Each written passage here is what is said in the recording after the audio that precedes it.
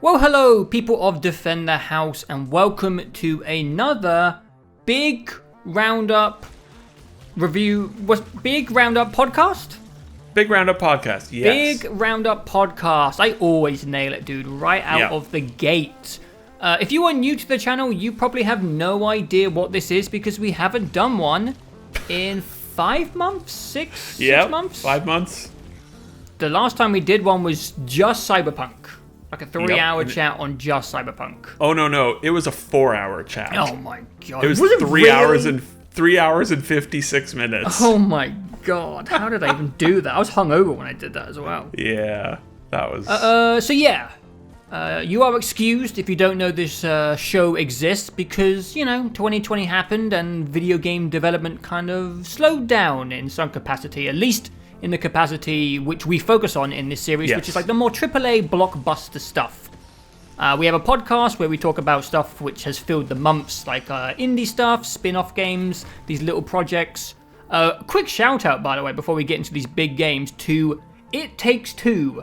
Oh, yes. I just wanted to take a little second to, give that game some praise because we talked about it on the podcast and it feels like it probably is big enough to be on this show, but there was like nothing else around the release of that game. And 100%. Yeah, I'm glad you brought it up because I had forgotten I wanted to do the same thing. It came out just like, it was on its own. It came out at the end of March. Mm-hmm. And it just sort of missed the timing window, but it I think is definitely a big enough and cool enough thing to have probably should have been discussed here in a more formal fashion because that game was really good. Yeah, that game was fantastic. If you don't know, we have a podcast. The last episode of the podcast is where we talked about It Takes Two in detail. Me and Jameson both loved it. It was a fantastic game. Probably the most frenzied paced game I've ever played in my entire life. That game is on something. Maybe Joseph Fares is on something. I don't know. Can you watch us play that game, or does the Twitch VODs disappear after a certain amount of time? Because we stream that game. I don't know. I think it depends on how you have it set up on your end. I think they'll be there for a long time. I think. Yeah. So you might be able to watch us play that entire game. It was really good fun. I love that game. It was, yeah. Really surprised by just how much better it was than, what was the last one called? A Way Out? A Way Out, yeah. Yeah, I cannot wait to see what that studio does next. Hazelight? Hazel? Yeah, Hazelight, yeah. It was very good, and it's sort of a shame that we didn't talk about it in a more... I mean, we talked about it on the podcast, but, in like a super dedicated, formal setting, because, it deserves it. It was a really nice, I remember what I was going to say, it was a really nice kickoff to games being back in some capacity, because even though it was a few weeks earlier, but we only got to it in like mid-late April because of my move, and so that, it was like, bombed through that, and then new video games were coming out a week later, it was a nice kickoff to the year, because prior to that, there have been no... I don't know if people realize there have been no games. No. Nothing has come out for like 6 months. Oh, I noticed. It makes sense, but now there are video games again. Yeah, they really have started trickling back out. So today we are going to be talking about Returnal and Resident Evil 8. Resident Evil Village. Resident Evil Village, yes. 8 Village. I don't know. Yeah. Well, how are they going to incorporate IX? It would be IX, yeah. Well, I suggested Resident Evil 6. I reckon they probably will Resident Evil and the 6 criminals or something. But, yeah, that would be pretty funny. Or I saw someone saying crucifix, Oh, but I hope they don't do that because like religious-y, like that gives me like Outlast vibes, and I don't want that. Yeah. They need to incorporate some sort of space term with an IX in it and go to space for 9. That should happen. It feels like it's like a final. It's like a Fast and Furious franchise arc, really, at this point. Yeah. If the last Fast and Furious movie is not in space, they will have fucked up. Yeah, and that logic applies to Resident Evil as well. There will never be an end to Resident Evil, though. No, of course. But, this chapter of Resident Evil, and then they'll reboot it again and Sure. turn it into an RTS or something. Oh, God. Yeah, very PlayStation-heavy lineup as well. Even though Resident Evil 8 is on everything, PlayStation...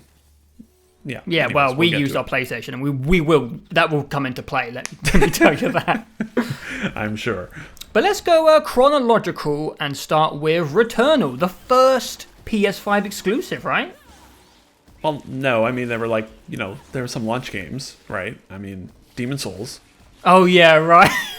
And, excuse me, Astro's Playroom, you son of a bitch. Yeah. Game of the year. So this is actually, if you think about it, isn't it the second one? Because Miles Morales is on PS4. Yeah, Miles Morales is on PS4. I mean, Astro is, yeah, it barely counts. But Demon Souls... But, I mean, Demon Souls also barely counts because it's Demon Souls. It's a 12-year-old video game. Right. I think it's fine to call this, the first real... Original new PlayStation IP 5 video game, yeah. Yeah. From Housemarque, is that right? Housemarque? Yeah, Housemarque.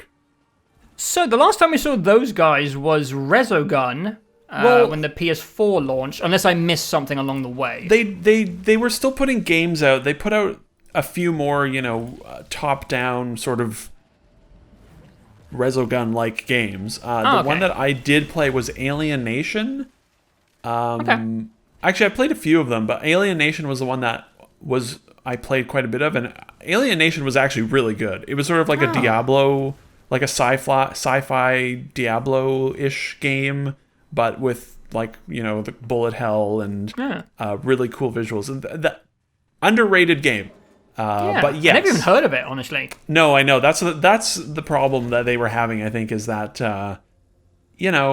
those types of games just sort of come and go. Even though they also kind of look the same. It's like a Steam Exactly. shovelware type situation where you look at it and it's like, I've seen this game 50,000 times. Yeah, and it was a genre or a sort of a type of game that had, I would say, run its course. And they said so as much. Like, they put out a few games after Resogun, and none of them did well. And then they were like, arcade is dead. I think it was their slogan they used when they said, we're going to try other stuff. And then they went through a weird period where they were, I think they were working on a battle royale, when that phase started, and they canceled that, thankfully. And then started working on Returnal.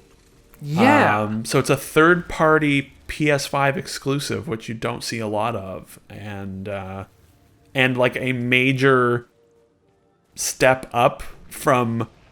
Let's just, Resogun to Returnal is, there's a leap there.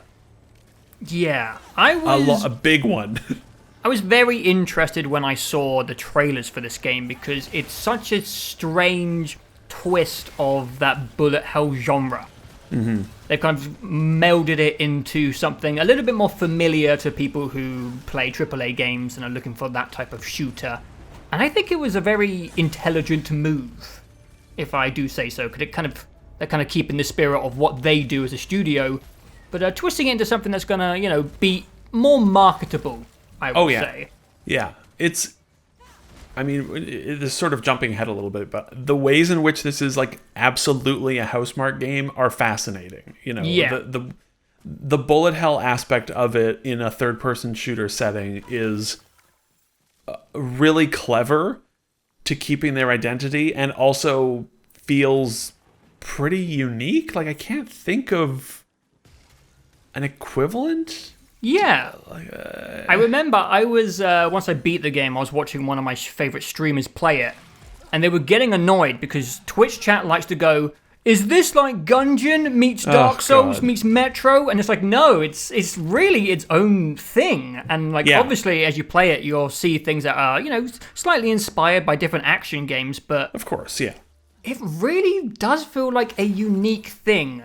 And I don't know if you want to jump in at any point, but I think the format of Returnal is maybe the most interesting part to me, because it was advertised as a roguelite game, and I don't think that's correct at all. It's not really a roguelite. It more just borrows features and elements from the roguelite genre to kind of pad out this not linear, but straightforward arcadey action game in a way that's really interesting.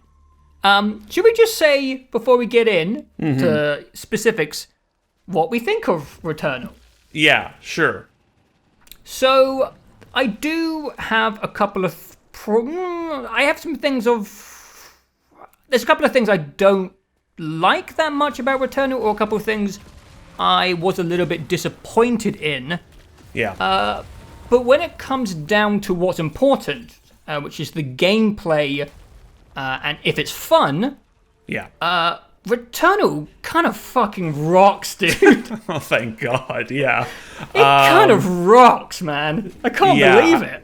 I wanted to preface this by saying I think this will be one of those chats where there's a lot of constructive criticism, from me at least, and probably from you as well. I think it'll be one of those chats where there may end up actually being a lot of like, oh, I wish, this was different, or they improved this. But those chats come from a place of, they come when we like the game. And I really like Returnal a lot. I think it's super fucking cool.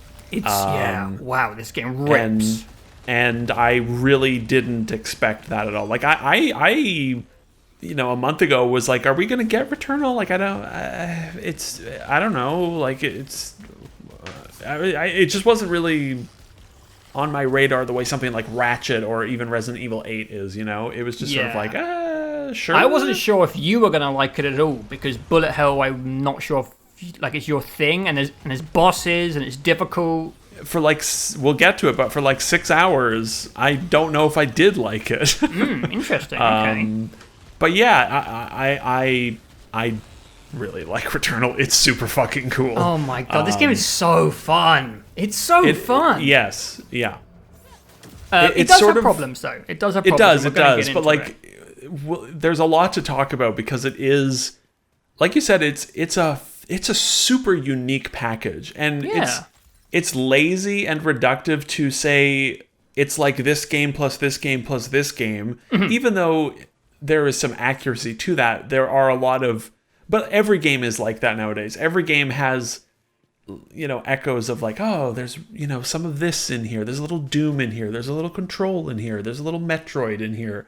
But as a whole, it feels completely original. Yeah. Even though there are lots of similarities in a lot of different places to other games, it comes together to make a package that feels super fresh. Yeah, it really does. And in a way that makes me really excited and hopeful for Sony stuff going forward, because I feel like last year was the peak of Sony becoming sort of predictable in terms of their first-party titles. The sad dads. And, and I've liked a lot of the Sony games. We both have, right? Yeah. I mean, they have put out a lot of good games in the last generation. Uncharted's, Last of Us, Miles or Spider-Man, God of War, Horizon, all those Days Gone, all amazing video games, right? But there was definitely a similar vibe to a lot of them, of sort of like very serious third-person action cinematic things. And I think something like Horizon sort of stands apart from those. Same with Spider-Man a little bit. But they last year especially was like, here's The Last of Us. Oh. Here's Ghost of Tsushima. It's... And I know a lot of people will be like, how dare you insult Ghost of Tsushima, which is apparently become the most beloved game of all time. What the hell's that about? They felt a bit too familiar. And similar. Yeah, and looking to the near future with Sony, Ratchet, it's like the 14th Ratchet game, even though it'll probably be the best thing ever made. It's a Ratchet game, right? And okay, Horizon 2, cool. God of War 2, cool. I'm really excited. But Returnal is like, okay, give me more stuff like this generation. Give me more weirdo. This reminds me a lot of Control. Maybe that's partially because there were a lot of people from Remedy that worked on this game, because they're like the only two Finnish game studios out there, it seems like. They're both in Finland. There's a very similar energy to them, but both Returnal and Control have like a freshness to them that I want more of from games. Yeah. Returnal more so even, I think, than something like Control. Like, it's a weird, creative, thoroughly unique thing. And I want Sony to fund more stuff like that. Yeah.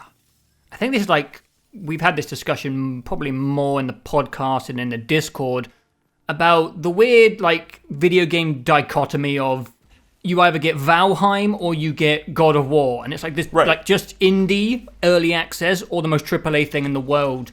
And there's, like, this middle area, which is, I don't know, there's just, like, not a huge amount of stuff in the middle. And it's sometimes the best stuff.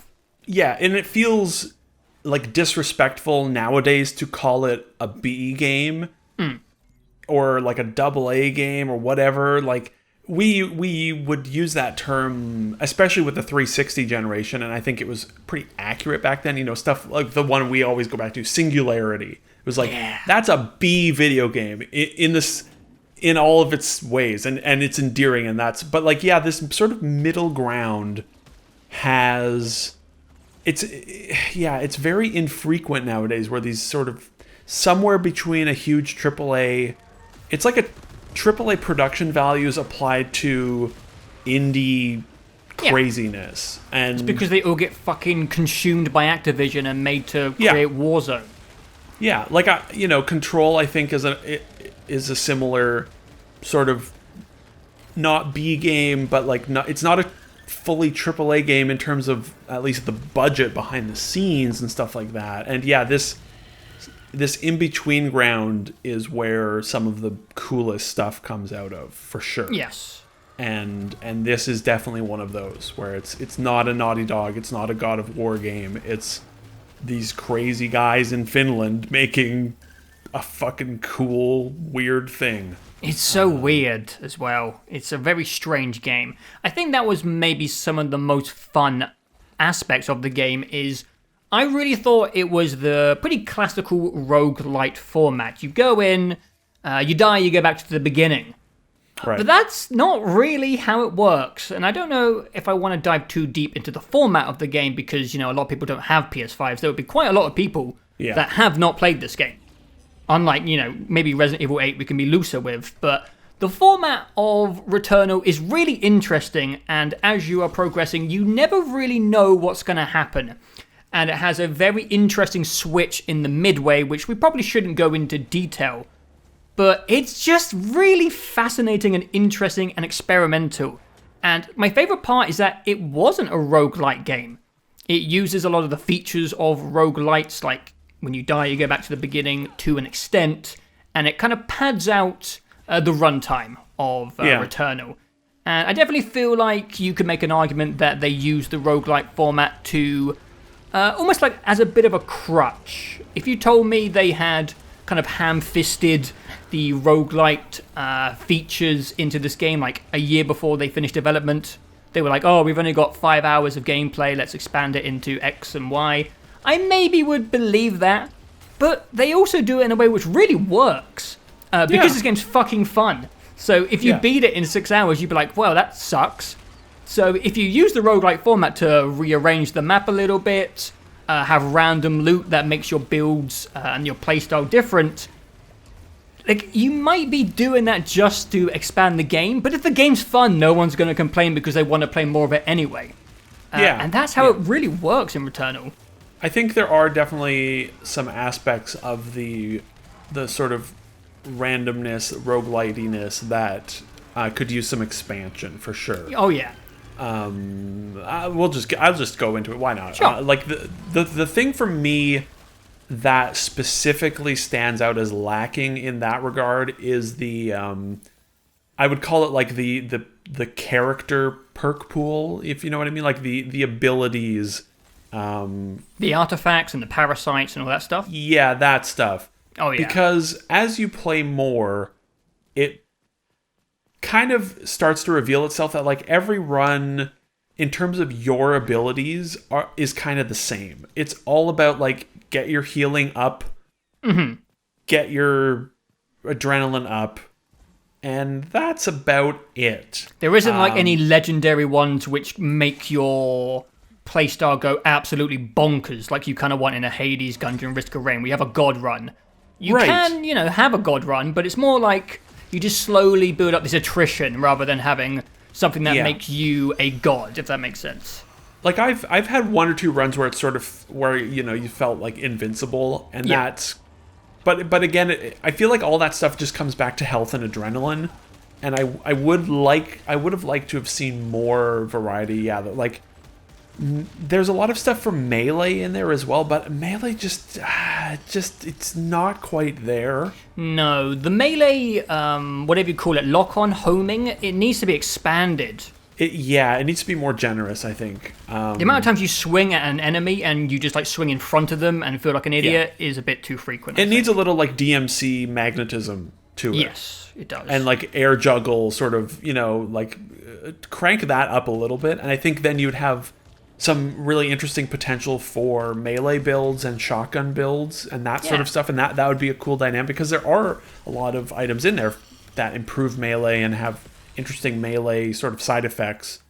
But aside from that, I think that's the part for me that is missing the most variety. And if they were to do an expansion, or even just like add new stuff to it, the first thing I would hope that they would add would be a bunch of new artifacts and parasites that would change the moment to moment sort of power fantasy up a bit more. It's sort of like background stats, which are there, but you don't notice. Yeah. I want an artifact which like triples bullet speed, and all of a sudden, I want to see the artifacts. I think that's the most plausible thing that they could add, is a bunch of artifacts that change the shooting in some capacity. Even though the weapons have a lot of good perks to them, I think just like the character progression of a run is more or less the same every time. It's about getting your stats up, and there's some variation in there too, for sure. The consumables are a bit more spicy. They're a bit more interesting. The consumables, they do some wacky things, like you land on the ground and you'll cause a shockwave, which that one sucks, but that's an example of like how it can make you play different. I do think the roguelite elements do a good job of just like mixing up the playstyle. I'm sure you can pull the guns into that category as well. They're random, and the more you play, the more stuff you unlock. I would say every run does feel moderately different within how long the game is. The game is probably between 15, 20, maybe 30 hours at max. Now, before this game came out, someone said 30 to 50 hours. That was IGN. I was like, you're out of your mind if you take 50 hours to beat this game. 50 hours is platinum. Maybe, I would actually say 40 hours. Like, I'll probably end up platinuming it, because if you look at the trophies, they're actually really easy. Like, the four remaining trophies it's just 100% each biome, which means just finding all the collectibles, basically, which you're just going to do eventually. And I would be surprised if it took me more than 40 hours to hit that point. So, I think you could say 40 hours, but that would mean you're 100%ing the video game. Not 40 hours to beat, because it was 15 hours. And I was fine with that. Yeah, me too. You said it well. Like, Returnal is in a lot of ways a linear action game. It's like a 10-hour, well, it's actually probably more like a 6-hour or 7-hour linear action game that is cleverly padded out to be more like 15 hours, with the possibility to spend as much time as you want in it. It is essentially a linear action game, and works well as one, I think. Yeah, I think so as well. One part of the roguelite formula that we haven't mentioned, which is quite classic for the genre, which I think they did really well, which is the randomization of the biomes, like each time you come back. And I think they do a really good job of pacing this game really well. This game is so addictive. And I think Yes, yeah. there's two factors to that. The variation between the rooms is really good. There's actually, or they can be, a surprising amount of downtime between combat encounters. There's like little platforming rooms. There's lore rooms. There's even one room where you just like run around and burst a bunch of plants because they have loot inside them. Yeah. They do a great job of mixing up what you're doing in the game. You're not just constantly fighting people. And I think like the advertisement made it seem a little bit more action-packed than the game is, because obviously you're not going to show people walking around jumping over lasers. But I really like the little platforming stuff in the game, even if some of the movement stuff in platforming isn't the best at all times. But the pacing of this game is so good. Oh my god. Yeah. This game is also fast. This game is so fast. You can sprint at all times. There's no fall damage. There's no ammo to find. Fall damage, but yes, you can get a debuff that gives you full damage. I noticed, like, even in certain rooms that may have a long corridor, they'll always put like a zipline thing there just to make that go like a bit faster. This game flies, which I really wasn't expecting, because in a bullet hell game, I don't know, I just feel like it's a stand your ground and dodge around and shoot type genre. I don't think sprint. I just don't really think sprint. But when you get used to the combat in this game, I don't want to like skip into different sections of the review. Man, this game is fast. Yeah, related to what you said, before I forget. One is that the room variety is really good. I'm 32 hours in or so, 33 hours. I'm still seeing rooms I've not seen before regularly. Oh, nice. And that's surprising to me. It was in most zones, especially in the later ones, I'm still seeing new rooms, which is cool. Yeah. And regarding the speed, I think if you are not moving a lot, you're going to have a hard time with it. Because once you understand the invulnerability frames on the dash and the grapple hook, especially the grapple hook, where you're invulnerable the entire time you're in the air, you start to play it sort of like Doom Eternal, where you're just you are flying around those levels, and if you stop, you're going to take like 50% of your health bar is going to disappear because you're going to get hit by like 7 different things. And I wonder if that's maybe one of the things that is tripping people up.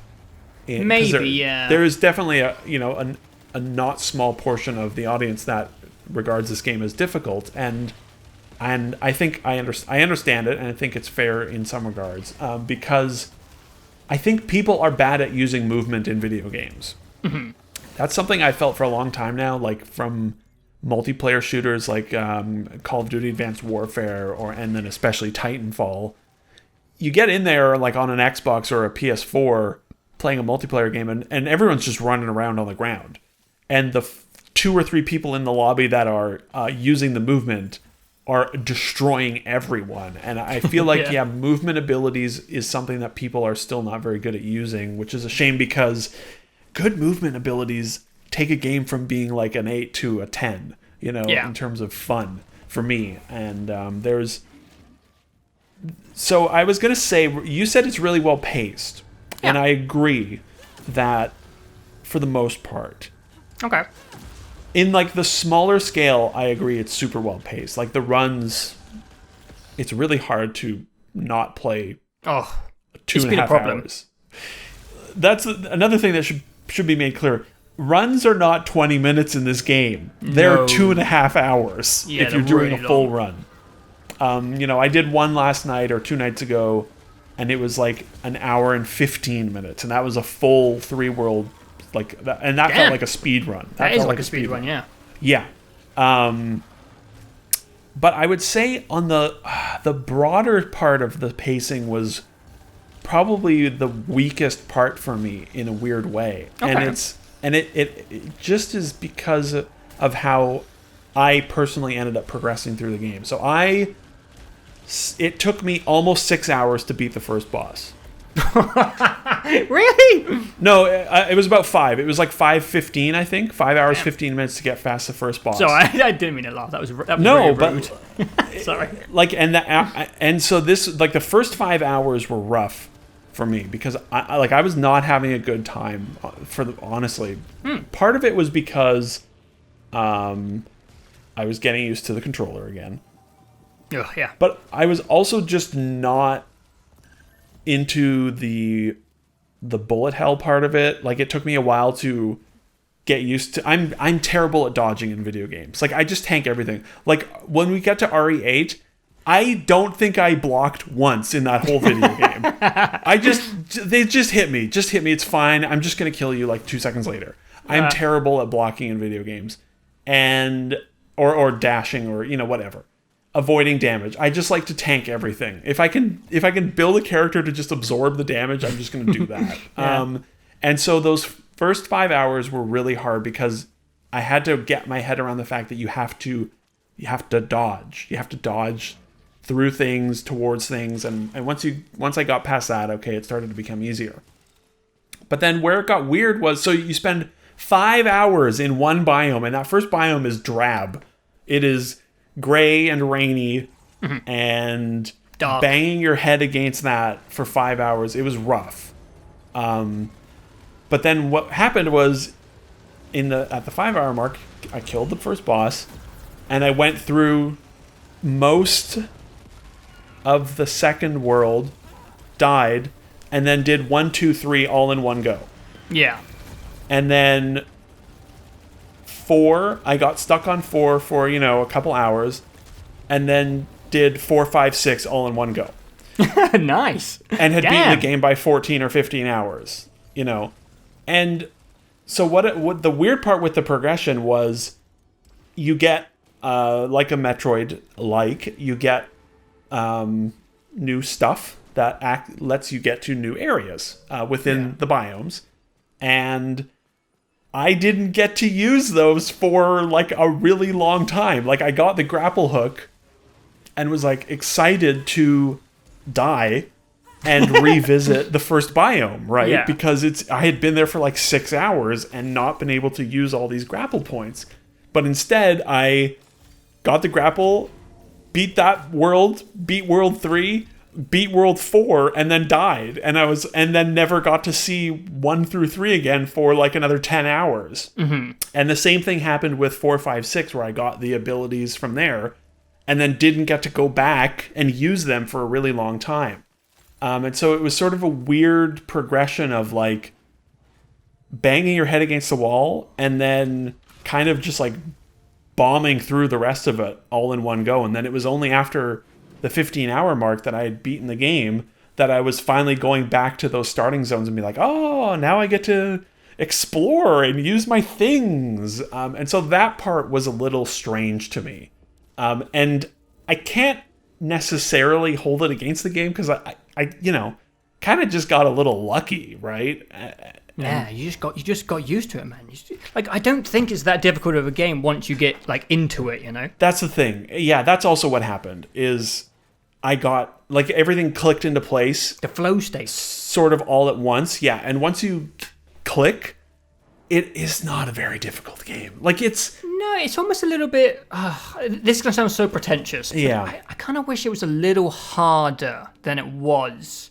It's the difficulty is an interesting talking point in this game because I think it's enough to keep you on your toes, right? Like you have to be fairly on the ball at all times. It's demanding.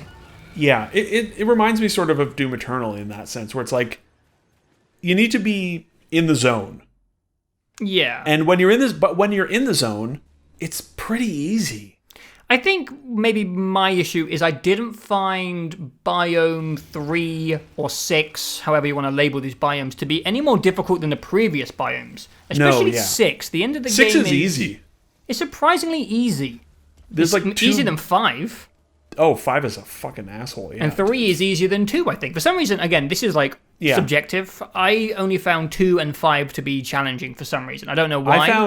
I found 1 and 4 and to probably be the trickiest ones. Interesting. Mainly it's just like restarting a run and having none of your shit is just, it's a hang up. 5 is also a bastard. Yeah, those fucking drones were destroying me. But yeah, the difficulty ramp up in a run is it's fairly level, I would say, in a lot of ways. I kind of wish it ramped up a bit more. Yeah. Especially in the Citadels. Right, yeah, the Citadel, yeah. So yeah, that progression was just, yeah, it was just sort of a strange, but not. I can see that, yeah. Not, but it also made the game feel like a really cool and fun linear action game as well. Like on the flip side of that, and it's more so unpredictable. It's more so I've gotten this interesting replayability from it after beating the game and going through what was basically like a 12-hour linear action game. So I won't hold it too much. It was just that was something that stood out as being a little off for me in the progression through it. Yeah, it's definitely it's not a smooth upwards curve at any point in that game. No. Yeah. We could talk about gunplay, because one thing I was quite surprised about in this game is I don't play on controller. I'm a PC gamer. I play on controller when I have to. I'm obviously not good at shooting with a controller, which we will get to in 30 minutes. But man, I don't know how, but they make this game feel so good to shoot. And it's probably because every gun eventually comes with auto missiles and has incredibly generous auto aim. Yeah. And thank God, because it feels amazing to play, and I'm terrible at controller combat. And the fact it feels good is a miracle. It's a miracle of game design. I don't know how they managed to make me feel good at controller combat, but it's pretty impressive. Also, one thing we haven't mentioned is the dual sense stuff in the controller. It's really, really great in this game, and it adds a lot to the combat. It feels like super heavy and impactful. When it first started, I thought it was maybe a bit excessive, because it starts like the rain and the foliage, and your controller is just like the whole time like, oh my god. Yeah. But when it comes to the weapon stuff, it's really great. The one small thing that might be a bit strange is the L2 trigger resistance stuff. Takes some getting used to. I really came to like it because it's just an extra level of agency and thought that you have to put into combat. So for people who don't know, you have to actually gently hold down L2 to fire the gun, and you have a special Alt superpower move, and to activate that you hold L2 all the way down like you would in a normal first-person shooter when you're aiming. So you there's resistance to sort of, help you to stop doing that. Yeah. You're never like focusing on it, but you just have to get used to like not just like kaplunking that trigger down. That was the problem early on. Yeah, it's just like I was gripping that thing, and it was screwing me up. Yeah. But yeah, this game feels amazing to play. The and shoot. DualSense is so good. Yeah. Wow. At launch, it was like, okay, Astro, amazing. Like, just amazing use of this thing. But that was kind of it. Like, I didn't notice it in Spider-Man. I didn't notice it in Demon Souls. Bug Snacks, I guess I did notice it, but, like, not in a good way. It was sort of obnoxious, but sort of funny as well. Like, everything in that game. But this was, like, the first one where it was like, oh, yeah, okay, this really can be used in a lot of amazing ways. I would say across the board, this is like the first, killer app that shows off all of the cool features of the PlayStation 5. It's got, the loading times are non-existent, and that's super cool. Like when you fast travel, it takes a second. All of the doors open so fast that it's actually kind of alarming. If it was on last gen, you'd probably have to stand in front of each door for a few seconds or something like that. And when you transitioning between biomes, like I know, it's very obvious what they're doing. You can see they're hiding the load, even though they're hiding a load that's like 3 or 4 seconds while this sort of portal animation starts up. But just walking through a thing and instantly being in the new zone is still really impressive every time. The one that I like the most is when you drop into the water and you're in the next zone and it's just like done and you're in there, and it's super impressive. And then a little more specific is the 3D audio, which you probably, I don't know if you had it set up, but not sure, probably not. Yeah, because the PlayStation 5 has like really terrible audio output options. I ended up buying a long 3.5 millimeter headphone jack, and you plug it into the controller, and then plug that into my good headphones. And if you have your audio coming out of the controller through the headphone That's so weird. jack, it will always give you 3D audio if you have it enabled and set up. And it's really impressive, honestly. Like it's a subtle thing, and it's obviously something that you can only describe. You can't convey it without just spending time with it. But it's a game that it's normally a game you would think would be like, all right, I can play this with a podcast on or something, right? But it's a game that I have found myself continually wanting to put the headphones on and get the full audio from, because it's genuinely helpful. Like you can tell where enemies are around you fairly well. Like when they're sort of behind you or off to your left and right out of view, you can hear them, and if the sound feels like really accurately placed Nice. in a way that is really neat. And they use it a few times in fun ways, also in the house sequences. There's some running, people running upstairs at one point that was like super well played. It was like, wow, that really sounded like it was fully in 3D. And it's so just across the board, all of the technology, all of their talking points with the PlayStation 5 feel really well utilized here. And it feels next gen-y, even though nothing about this game could not have been done. Like this could have easily been a last gen game. They just would have had longer loading times and lower resolution and things like that. But the DualSense adds so much to the shooting. The 3D audio adds a decent amount, and the loading times are just make it harder for you to stop playing the game. Oh god, yeah. It's sort of like the God of War thing where they really cleverly hit all of their loads. It makes it hard to put it down when there's no breaks ever. You can skip every cutscene as well, like every little interaction. This game just goes. It just goes, yeah, and that's it's really impressive, yeah. And I think also like it looks really cool. It looks me too. good. It's got good visual design. Yeah, the art design's really good. The HDR is really good. With all these fun neon glowing lights everywhere. It's got that good like alien, I don't know, like brutalist architecture stuff going on that I really like. Sort of some sinewy, like organic, structure-y stuff. Some alien, good like destructibility and fauna and and a lot of particle effects everywhere, and the frame rate problems are weird. I feel like you've maybe had them more than I have. It's very strange. Yeah, I've had quite a lot of visual and obvious drops in the frame rate, yeah. I was going to save that stuff because I do have a little like chunk of negatives. Sure. We're in positive zone. We can save it. Sure, yeah. I think the boss fights are really good. Oh my god, we haven't talked about the boss fights. They're so fucking good. Oh my god. I need to preface, I don't like boss fights in video games. I very rarely enjoy boss fights. The ones in this game are really good. They're really good. The spectacle of them is really impressive. Yeah. They're so big and loud and different from the rest of the game.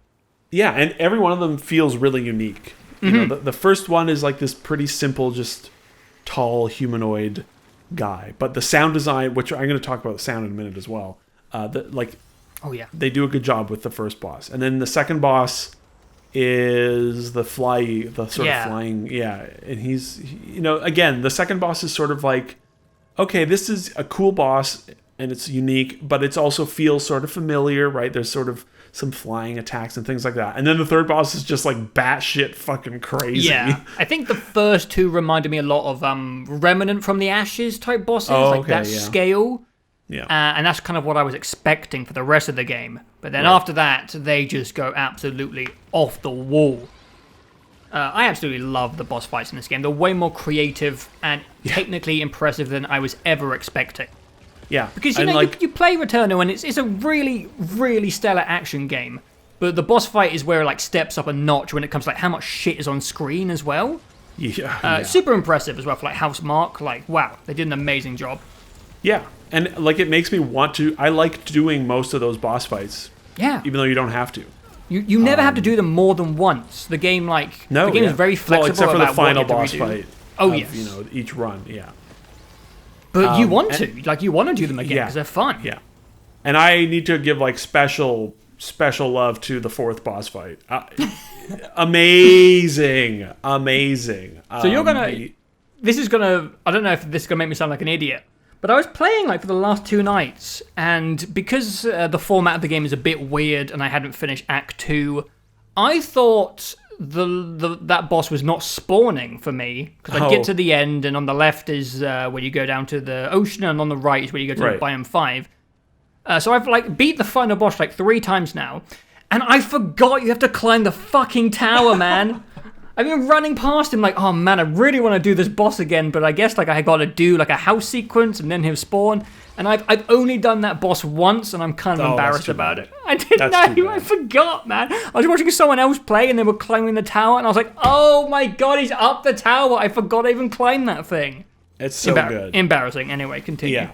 The entire I'll talk around it as much as I can but the fact that there's this musical theme throughout the whole level, and she's driven by the music, and that and it's sort of haunting the whole level, and then when you get to the tower and start climbing the tower, the music starts to ramp up, and then you get the full reveal of him and the design of him and his arena, and then the fact that the music plays a huge integral part of the boss fight, and that some of his attacks start coming through the giant weird musical instrument, and here's the craziest part, maybe the coolest part about that boss, which I didn't realize until someone pointed it out.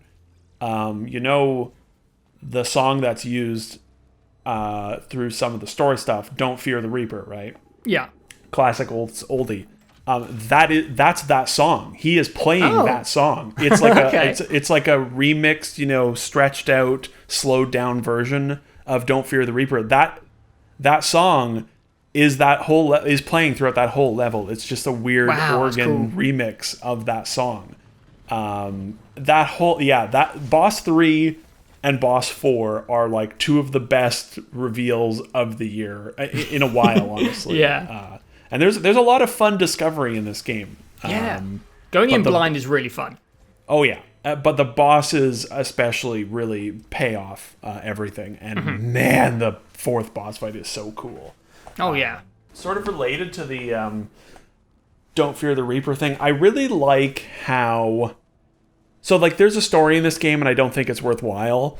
I was saving that for the more negative part. Sure, yeah. But I'll just leave it at that. But I do like how everything in the world and everything I'm not sure what the right words are for that, but everything in the world is sort of based upon things from her life, right? And there's a lot of really cool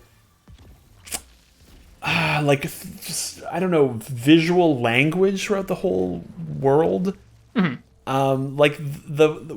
fact that the whole first level feels like it's underwater once you realize the way it's lit and the sound and the weird particles everywhere, the weird sort of astronaut imagery everywhere, the music playing everywhere, the octopus, every enemy looks octopus and moves they're underwater. There's a lot of really like that stuff in it.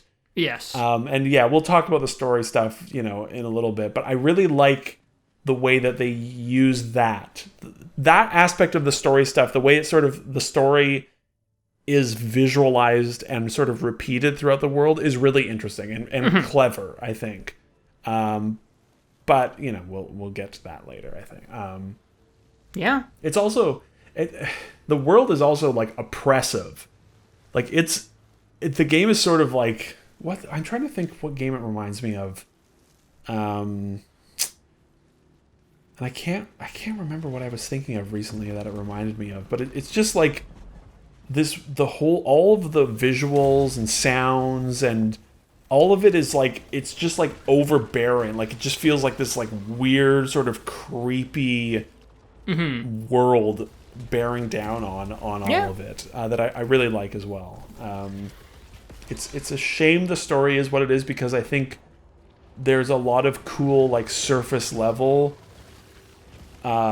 stuff in there that I really like. Yes, a lot. Like the eldritch sort of horror, you know, of like the civilization uncovered this, like, they dug too deeply, right, and they went into the ocean and uncovered like this horrible nightmare, and it like ruined the whole society. Like all that, like that stuff is really cool.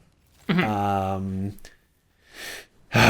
whatever. Well, yeah, we can save the negatives for later. Sure. I mean, you know, we could start to transition if you want. I'm just looking through what else there is here. I feel like we've like listed like a bullet point list of all these things. Like it moves fast and the gunplay is good, but it's kind of it's all when it comes together. You know, it's when you're sprinting through, the game looks good, the gunplay is amazing, these roguelike elements are complementing this game and making it feel different every time. It's just when it all comes together that this game is just incredibly fun to play. Yeah, and it's not one of those games that only comes together sometimes. Like it comes together for the most part consistently and repeatedly. There's never a bad run. There might be some rough moments, but there's never a bad run. Yeah.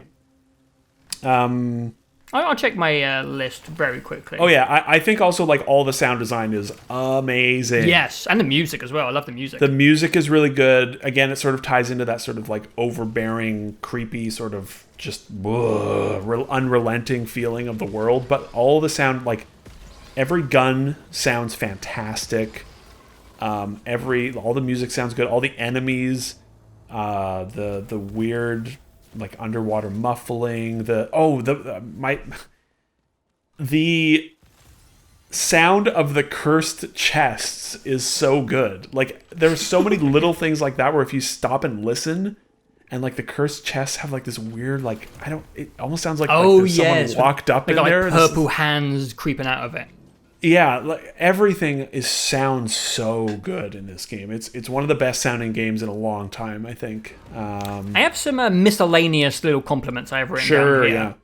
Yeah. You were saying earlier that the sound really helps you locate enemies, but there's actually a lot of like little UI elements going on that also point you towards dangers. I don't know if you've noticed it, but like around Celine, there's like a disc, and it will like point you in the direction of enemies, as well as them being highlighted on the minimap. Which also, and they have like a red orb around them when they're behind a surface. I don't know if you noticed that. I do like that. I haven't noticed. Like I noticed the sort of indicator on her only out of combat. Like when there's like a beam behind me, you know, and it's sort of purple. I notice it then, but in combat, I don't notice any of that. Maybe stuff. it's like a subconscious thing. Yeah, except for the little highlight when they're behind things. That is a super useful bit of combat thing. I do have a note that I do think sometimes the combat legibility can be a little poor in that sometimes when you're fighting things, you're like, I don't even know what I'm shooting at or where its body is, you know. Listen, I play Risk of Rain 2, so this is like fine. True. Yeah. It's not like Halo or Doom where you're like, okay, there's this enemy. Like, and most of that is because all the enemies are covered in tentacles. Yeah. But it's especially noticeable in the first world and the last world where it's really dark. A little darker, yeah. Yeah, and it's just sort of hard to tell. You're like, I don't know, I'm just shooting. And there's like 7,000 glowing particles coming out of your gun, and you're like, I think I'm hitting it. I can't tell. It's just... For sure. But that was something that bothered me more so initially and sort of goes away as you play more of it. The one last miscellaneous compliment is I really like the malfunction system in the game. I think everything else, like the artifact, the guns, the parasites, they're just like very traditional roguelite. You know, you pick something up and it has a debuff and a positive. But I really like the risk-reward of some items having a chance to give you a malfunction. So already you're making a decision before you get there. Like, am I going to risk this? And I love that when you get a debuff malfunction that there's a criteria to get rid of it. I actually think malfunctions like sometimes make the runs more fun, and then they mix it into artifacts that give you maybe buffs if you have malfunctions and parasites. I just think that stuff is well done. Obviously, the criticisms at the beginning are still valid, but I have never seen the malfunction system where you can you have a little task to get rid of a debuff. I thought that was really interesting. Yeah, I think the malfunction stuff, it's interesting, and but I don't find myself going for it very often. Because I'm an absolute gambler, man. I'm always going for it. I'm the opposite. Like, I pass by almost everything because I feel like a lot of the time it's the trade-off. It's like the thing you're going to get is not that good, you know? It's like, oh, I can get 1 bar towards my max integrity. Yeah. So those I mostly skip unless it's 2 bars towards your integrity. I don't even go for that stuff. But I like the ooblets, man. I can't resist them. You slap them with the sword, and I want them. I want that money. I ignore a lot of them, yeah, because I also, maybe I've just gotten unlucky, but a lot of the times you get 50 ooblets, but the negative is you have to... Some of them are fucked up, like the map scrambled. Some of them are a little, God. I feel like maybe the balance is a little off in terms of just like a lot of the malfunctions feel like extra fucked up for 50 ooblets, you know? Yeah. Or, but you can cleanse it with ether, so you know the option's there. Yeah, I think I'll probably end up going for them more as now that I've almost unlocked everything, I think, so I'll stop sending ether into that machine at the beginning, you know, and just start like piling it up. Like the other day I had like 20 ether or something, and I was like, oh fuck it, I'm just gonna cleanse this and cleanse that.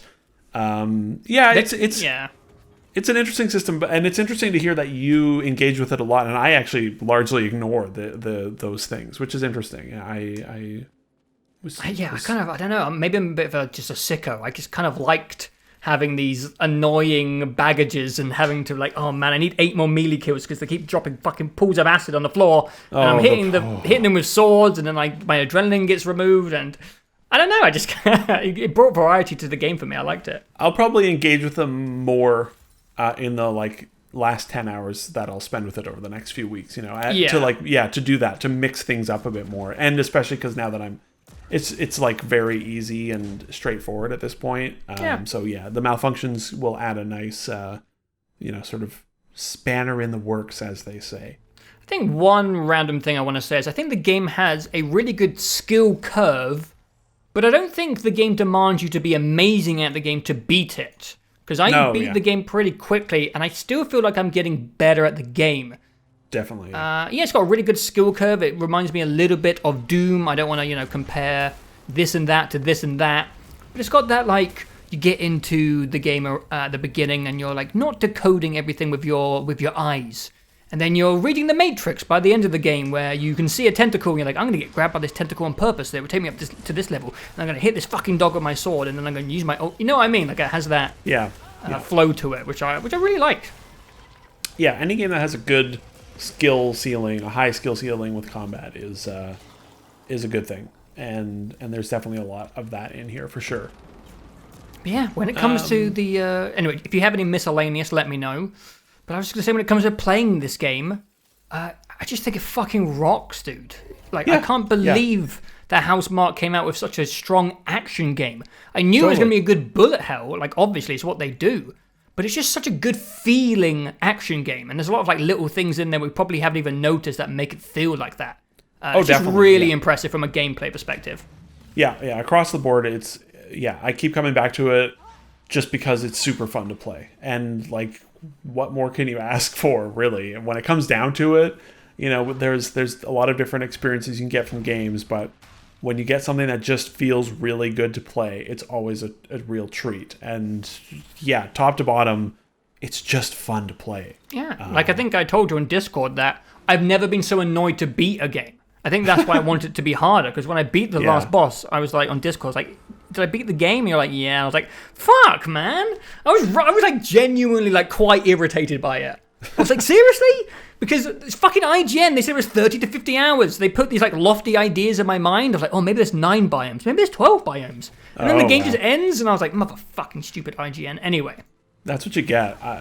9. Yeah. But I was angry because I want more because I liked it. That's what I'm saying. Yeah, that's fair. I actually will say I was pleasantly surprised by the number of biomes. I thought there would be less. So when there were 6, I was like, cool. That's like the variety of them is good. The visual variety is good. The enemy variety is great. And I was the last thing I played was Hades, right, which has basically 3. Yeah. And so I was expecting like 4 or 5, and when it was 6, I was like, that's cool. 6 is a good number for me. I'm pleased with it. But it was sort of, I had a similar feeling of like, oh, I beat it all. Darn. Maybe because the last boss is a little bit of a pushover. I don't know. He is, yeah. It's a bit of an easy boss fight, which is a shame. And there's no boss in Biome 5, which is strange. Yeah. I wonder if that's just a production restriction, because it just feels a bit weird to be missing a boss there. Yeah, I'm not sure. 5 is sort of...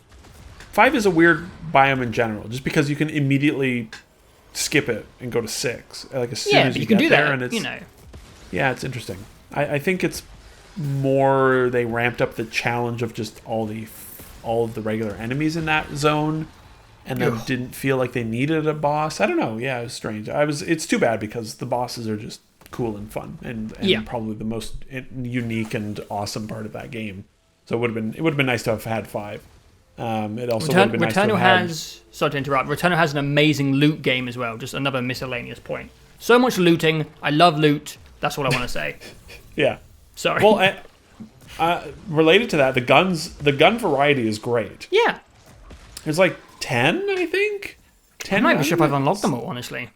Yeah, I think it's about 10, and it's one of those games, and I always like games that do this. It's one of those games where it feels like every gun could be the best gun. Except for the shotgun, but okay. I've definitely seen people say, the shotgun is insane. And I'm like, I think you're crazy. Yeah. But I also believe that it's possible because of different play styles. And they do like level up and you unlock different traits for them. So one day I will try. Yeah, me too. I just hate that fucking shotgun. The shotgun is ass. But, and so like there's a lot of guns. And then the best part is that all the guns have perks that you unlock through usage over time. Yeah. But those perks are not just like... Perks in video games can be so boring sometimes where it's like, oh, improved recoil by 10% or whatever. And it's like, what's the point of this? But the great thing about the perks in this is that every perk is tailor-made for that gun. Yeah. And they all serve to make the gun more crazy. Like the rocket launcher can become fully automatic with an extended magazine that has... It fires like 3 rockets per shot, and like it also lights enemies on fire, and more missiles come out of the back end of the shot. It's just like you start with a rocket launcher, and you're like, okay, it's a rocket launcher. But once you've got 5 perks on it, it's what I like about the guns in this game is they all become Ratchet and Clank guns. Yeah, they do. They all become Ratchet and Clank guns, where you start off in Ratchet and Clank and you're like, I've got this pistol, and it's just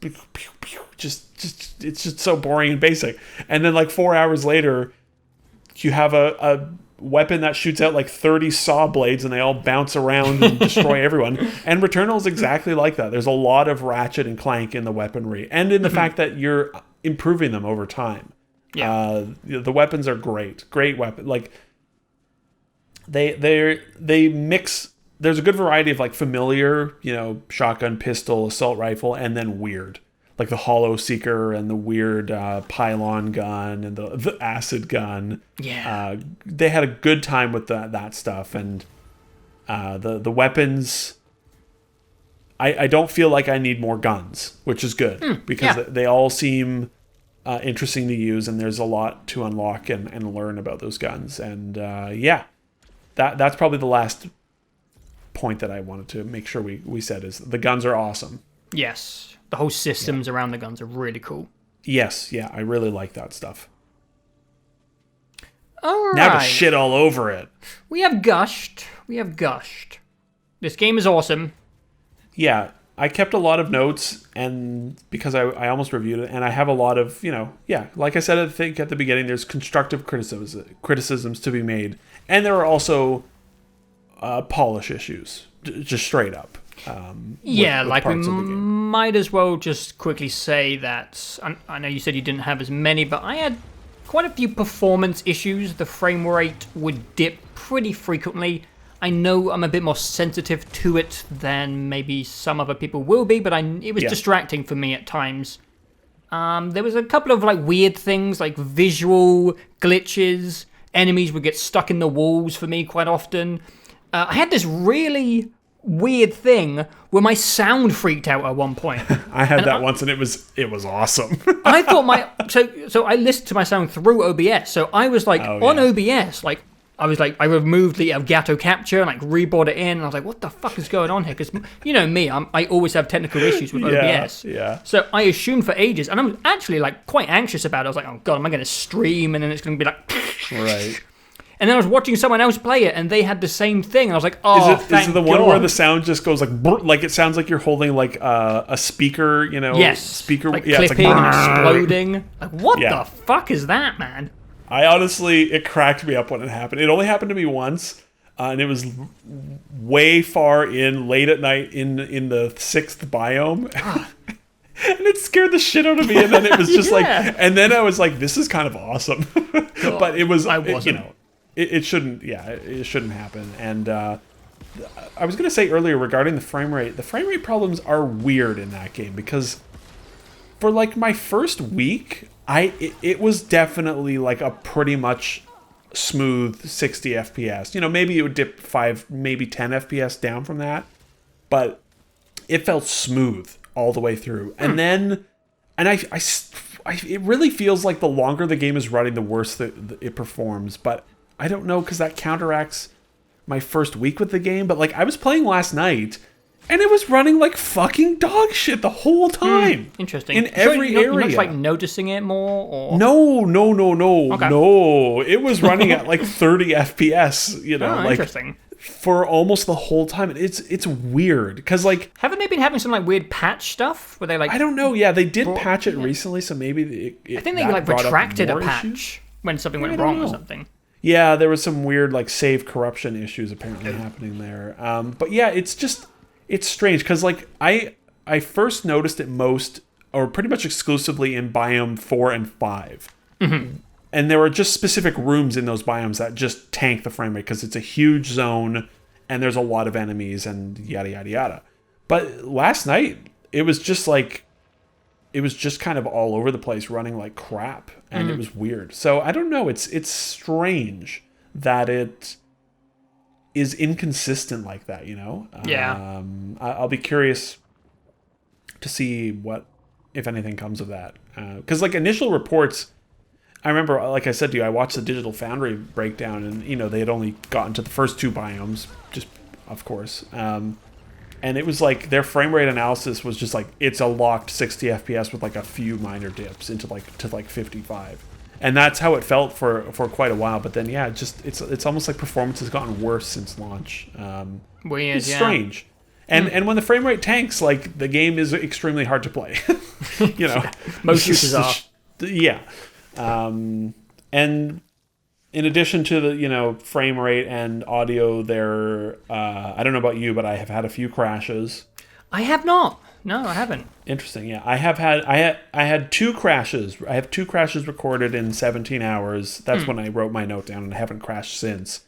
And both times, I was like 2 hours into a run. Yes. Yeah. We should probably cover the save kerfuffle, which is that this game has no saving, none. There is no autosave. Strange. If your game crashes 2 hours into a run, that run is gone forever, and that sucks. Yeah, like it's especially problematic if you want to play a different game on your PlayStation. Right. Which because, for me, it happened with RE8 for me. I was like in biome 2, and I wanted to go, to the end. But I wanted to play RE8, so close down the game. Sorry. Yeah. Like, that part didn't get in my way because by the time RE8 came out, I was like, okay, I'm just going to play RE8, and that's fine. And then I'm going to go back to playing Returnal. But yeah, like, people have lives. People like to play other games. And when your runs are at minimum 90 minutes, early full runs are probably closer to 2.5 hours probably. You know, there should probably be an autosave in there. Yes. And it sounds like they are apparently working on doing that. And it's just one of those things where it's like, I don't really know why they didn't have it in there. Maybe it was just a, COVID production timeline. They had to get the game out. Maybe it's a weird development oversight when you're only playing that game and you're not thinking of... Maybe, yeah. You're not turning off your development to play Apex Legends like other people will be, so I don't know. I saw one bit of interesting speculation which was that the PS5 was going to have basically the equivalent of Microsoft's, quick resume system. And they didn't get it done for launch because of COVID, which honestly sounds very plausible. I have to imagine that system or something equivalent to that will come out to the PS5 at some point. Yeah. And that would have made sense if when you just suspend a game, it just makes a weird sort of save point and you can resume it. But just again, at the beginning of a biome, bling, Yeah. But then again, the game, the PlayStation, it's not like the PlayStation just came out. The PS5 came out 7 months ago. It's just it's a weird oversight, yeah. And it's a single player game, and if you have to put a save system in and if it results in some exploitation or saves coming, who fucking cares? Who cares? It's a single player game. But Hades saves when you finish a room. Yeah, that makes sense. And when you enter a new room, it says you can't save until you finish this room. And that makes sense. And this game is room gated, right? Everything is roomed. So I feel like they need to do something about it. And it sounds like they are going to do something about it. Losing 2 different runs that I was 2 hours into, and the first one was early. It was at the 8 hour mark, and I think I was I was traveling to the 3rd boss. And it crashed, and I almost stopped playing the game permanently. I was like that. It just sucks. Yeah. It just sucks. What else? One little thing. I really don't have many complaints about the actual gameplay. Most of them is more focused on the narrative and story stuff. Yeah. I don't know how to fix this because the game is very vertical, but it's just it's so annoying when you're fighting and you fall off a ledge and you fall into a pit. It's so fucking annoying. And you lose your adrenaline and we talked about this with Control a couple of years back with the boss fights when you're shooting an eye in the sky, and this game, Returnal, is very similar. There's a lot of aerial enemies and you're looking up and you don't see this ledge.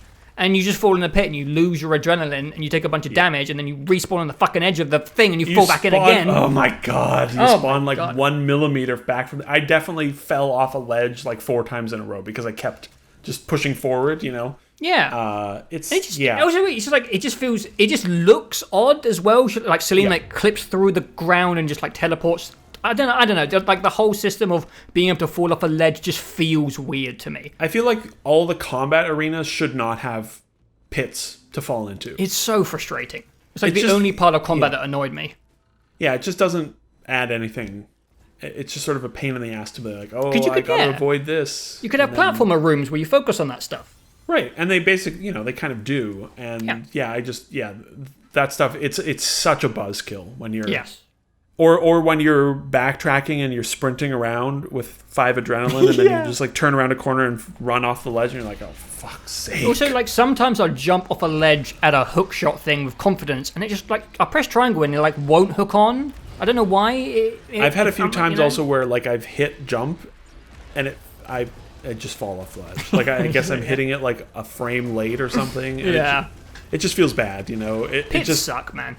Yeah. If Mario, you can put that in Mario. But let me just run around and shoot everything. I don't want to fall into the floor. And when you get hit, you lose adrenaline, which is a big, building up for ages. So it's a big punishment. Yeah. That was also one of the things that annoyed me early on. That was adding to my frustration in the first 5 hours is anytime there's a thing, a meter in a game that gets reset. repeatedly, it just bums me out. Yeah. And I know that's the point, right? But like early on, it was just like, oh, I'm low, 0 adrenaline again. I didn't get to 5 adrenaline for so long. Fair enough. Yeah. I think so. I saw someone mention it on Twitter, but when you lose, or no, when you gain adrenaline, it shouldn't be a fucking red flash on the screen. It's so weird. visually confusing when you start. You get used to it, but when you first start, it's Yeah. like, wait, did something just hit me? I don't know what's going on. The first couple hours, just in general, are a lot. There's just so much happening, and you don't know what's going on, and yeah. Anyways, but that's okay. I feel like no video games ever anymore know how to start. Yeah. It's just like, what? 75 things. Here you go. Good luck, and it's whatever. I think it's just a byproduct of games getting more complicated every year. So yeah. But that's it until we segue just onto probably quite vaguely talking about the story because I didn't know what the fuck happened anyway. So yeah. I wish there were map markers. Oh yeah, why is there no like markers on the main map, only on the mini map? That's a weird choice. Yeah, that's annoying. But I'm being I just want to be able to place something and be like, yeah, like to leave items behind. Like come back here, come back to this room. It's a small thing. No, I agree. That would be nice because like you'll leave something in a pool of water and you're like looking for holes in the map. And it's like, what the hell? Should I leave this thing? Yeah. Let's see. No, there's a few little spots where it's like I wish another month of patching will just iron out the last few. Like we said, the crashes, the sound bugs, the few little oddities of. I guess there were some bad bugs out of the gate of like you wouldn't be able to interact with things. Okay. I never had that. I did have one time where the consumable compare, where it's like, here's the consumable you have, here's the one you're going to pick up. I had that UI thing stuck on the center of my screen and had to restart a run. Oh shit, really? Well, because it blocked it was right where my reticle was. And it wouldn't go away. I was like, I guess I just will restart. It was early on in a run, but a few little oddities here and there in terms of polish, but it's by and large pretty damn well produced, I would say. Yes. And like we talked about earlier, I think the run variety stuff is something that I would like. I hope they do an expansion or multiple expansions. I hope they support this like a roguelite. Like a lot of rogue games are supported, where it's like, we're going to add more stuff to this. I wouldn't be bothered if they never added any more biomes, because that's like, it's a lot of art production, obviously. But just more items would be cool. Yeah. Like we said earlier, just more items for variety's sake. I hope it does well. I think it's going to be one of those games that just sort of continually gets more love. I mean, what else are people going to buy on a PS5? Well, exactly. Yeah, I'm sure it's done very well. Yeah, and I mean, people like it. Yeah, because it's good. Like it's fucking good, man. So yeah, yeah. The story stuff is my last thing, and it's me too. I will say that I've been like suggesting that we're gonna like absolutely shit on the story, and I don't think that's it's not the case, because the story itself is not bad. It's just it doesn't. Quite a few sci-fi space games have done this for some reason. Observer comes to mind, where they don't really set up that the story is going to be quite abstract and something you have to interpret yourself. Yeah, they kind of set up like, oh, these are some cool sci-fi ideas. And then it like dribbles into actually it's like a dream, and you're actually like dead. It's in your head, right? Something like that. It's just like it sets up this cool stuff where you're finding your corpses, and you're like, ooh, this is time loop stuff. Am I going to run into other versions of myself? Am I going to be chased by this scary astronaut? And it just never really comes into anything except these little cut off cutscenes, which I did enjoy. But I just thought they could go way further with the stuff they set up, because it was cool and intriguing, and it just doesn't really go anywhere. I am pretty sure there is a system in the game that is still bugged out and no one has been able to engage with, where you can encounter... Yeah, you said that. ...old versions of yourself and Did you see that somewhere? Like someone said that? Yes, I'm just looking into it now. And that would be awesome. I know I saw one thing which I saw for the first time the other day was I got a notification. It was like someone has like pillaged your corpse or something, scavenged your corpse. Oh, that's so cool.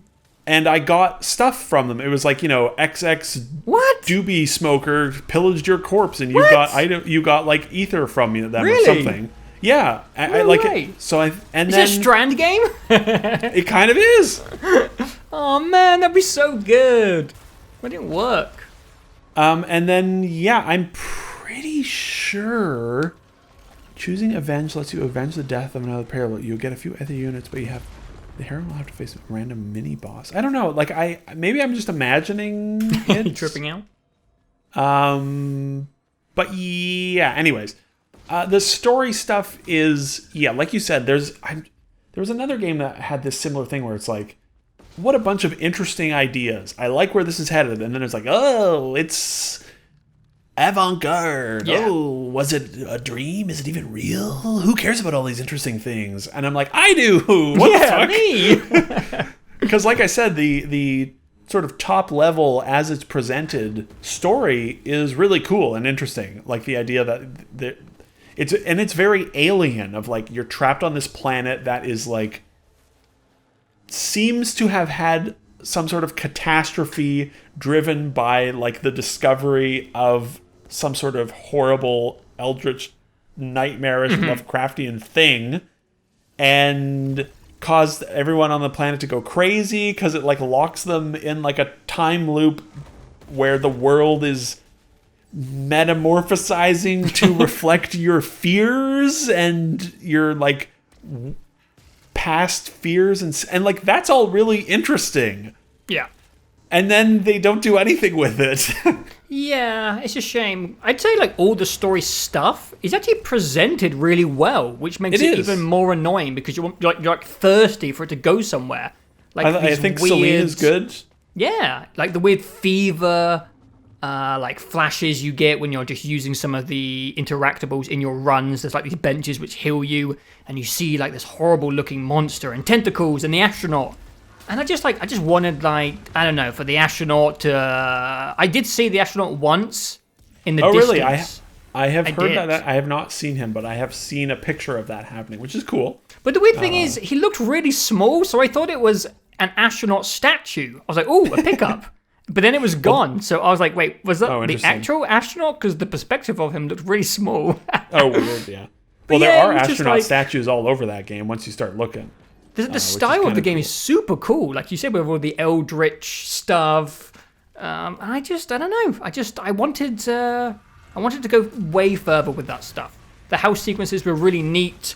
I thought there would be a little bit more horror. Yeah. But there isn't really any horror unless you're like really susceptible to. Yeah. But the house stuff, they do some fun stuff with those house sequences. Yeah. I really liked the one time where it like you ring the doorbell and then it like pulls back and you're playing anyway, the Kojima moment. Good stuff in there. There's one point where you like crawl into a television and they have some fun there, but it was not, they don't take it far enough, and they don't commit enough to the actually cool sci-fi stuff, and they overcommit to an abstract for abstract's sake allegory thing that I don't care for that style of stuff at all. Where it's just if you're gonna do that, at least let me know beforehand. So I'm before ready. It ends. Yeah. Yeah. And I don't know if you've done it yet, but I have completed it. I got the third act finished. I saw the secret ending. I just got the car keys. It's a waste of it's exactly what I thought, which is a cutscene that just makes it more. It just makes everything more confusing. And it's too bad because there's actually a pretty grotesque and interesting character design that shows up in the secret cutscene. Okay. That I was like, oh shit, is this a secret boss fight? No, it's not. Yeah. It would have been awesome though. Even if there was like a secret boss fight, that would have been like, okay, cool, I'm happy, But the story stuff is just, it's a letdown, which is a shame. Yeah. It's a shame. And it's more frustrating that the stuff that's in there is like produced well and it's like visually interesting and the style is cool. Like, it's easy to just, like, play a game and be like, the story sucks. But Returnal is annoying because it doesn't, like, just suck. It's, like, interesting and cool, and it just doesn't really go anywhere with it, unfortunately. No, yeah, and, it's just... It doesn't matter, but, you know. No, it's not the end of the world, and I can still like aspects of the story stuff without the other parts of it, getting in the way. I still really like the weird sort of eldritch nightmare stuff that this civilization uncovered and started worshiping, and then they had to build the automatons and stuff like that. I'm like, I don't really care if it's real or not. Who gives a shit? It's cool anyways. It's fun. We don't get a lot of this stuff in games either. And it feels, the whole thing, if there's one thing that the story does well, it feels, all of it feels alien in a way that is decent. And hard to do, I think. Not a lot of things do that well, and it does do that well.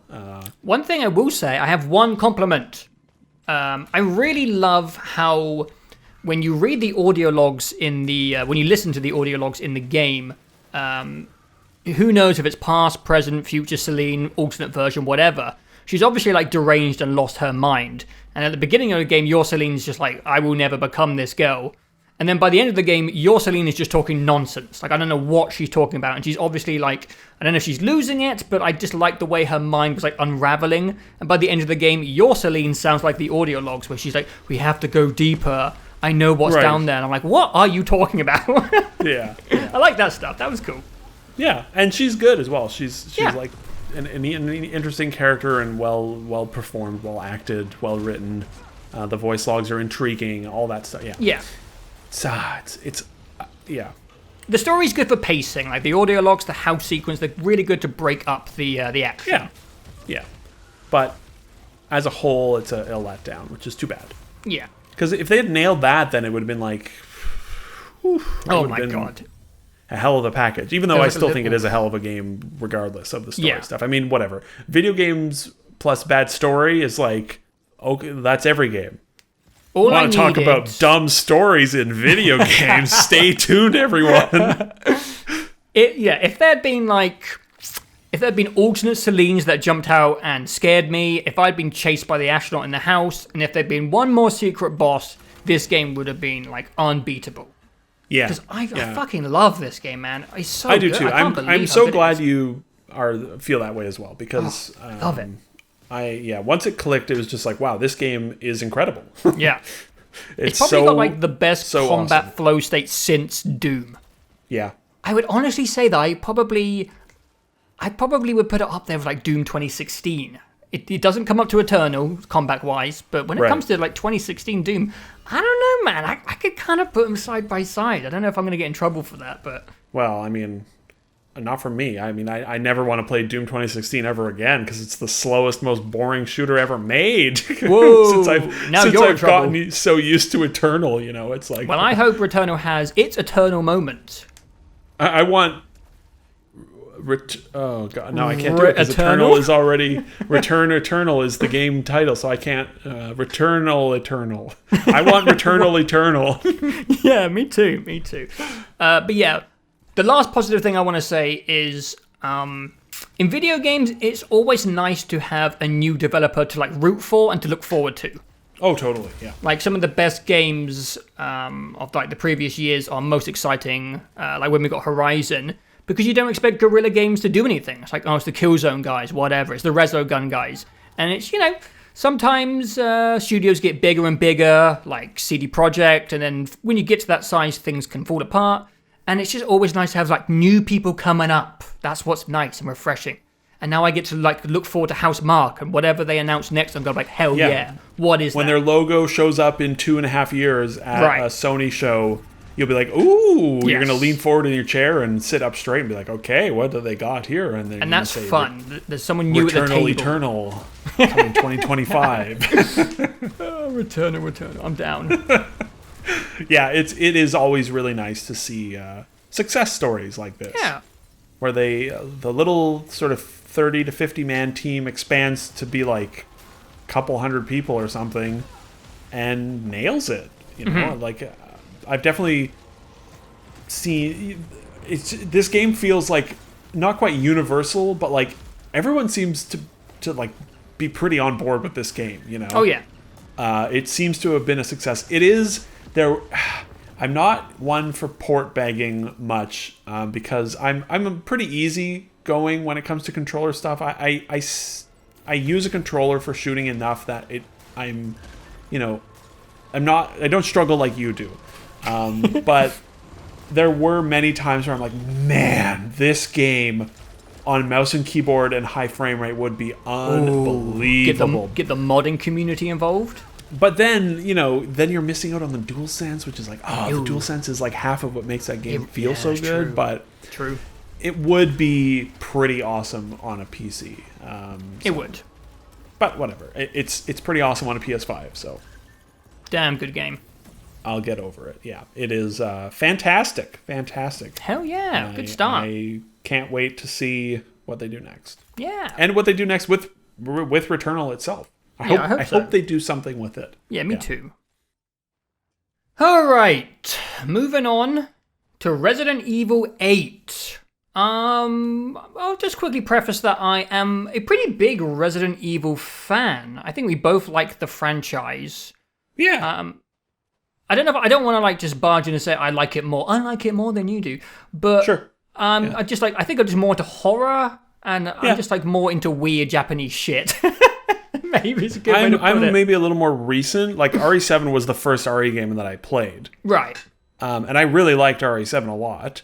Yeah, me too. I just replayed it before this, just to kind of put that into context. Yeah, and then I really liked most of RE2 Remake. A lot. I still want my money back for playing RE3. Again, RE3 is like, I don't know. That game was fun. It's a good 2 hours. But I shouldn't have. It was worth like $12, not $80. So those are, and I mean, we played some of RE5 and it didn't do much for me. We played about half of it. It was, But I have really liked, I more or less mostly, I would say now I look forward to Resident Evil games quite a bit. Which me too, a lot, honestly. And especially after 7. I really like 7. It's not perfect. It's kind of grungy looking. And it's, again, Resident Evil was always heavy and clumsy and how it plays. And some of the sections aren't as even as the beginning of Resident Evil 7. But I just like the personality in that game. It's just fantastic. That's kind of true for every Resident Evil game, right? It's it's sort of... Yeah. They're all a bit weird and messy at times. But, yeah.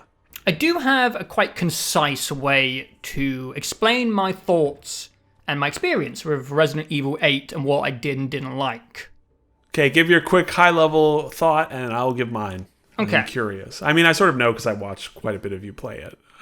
So I really did not like the first 90 minutes of this game and the last 90 minutes of this game.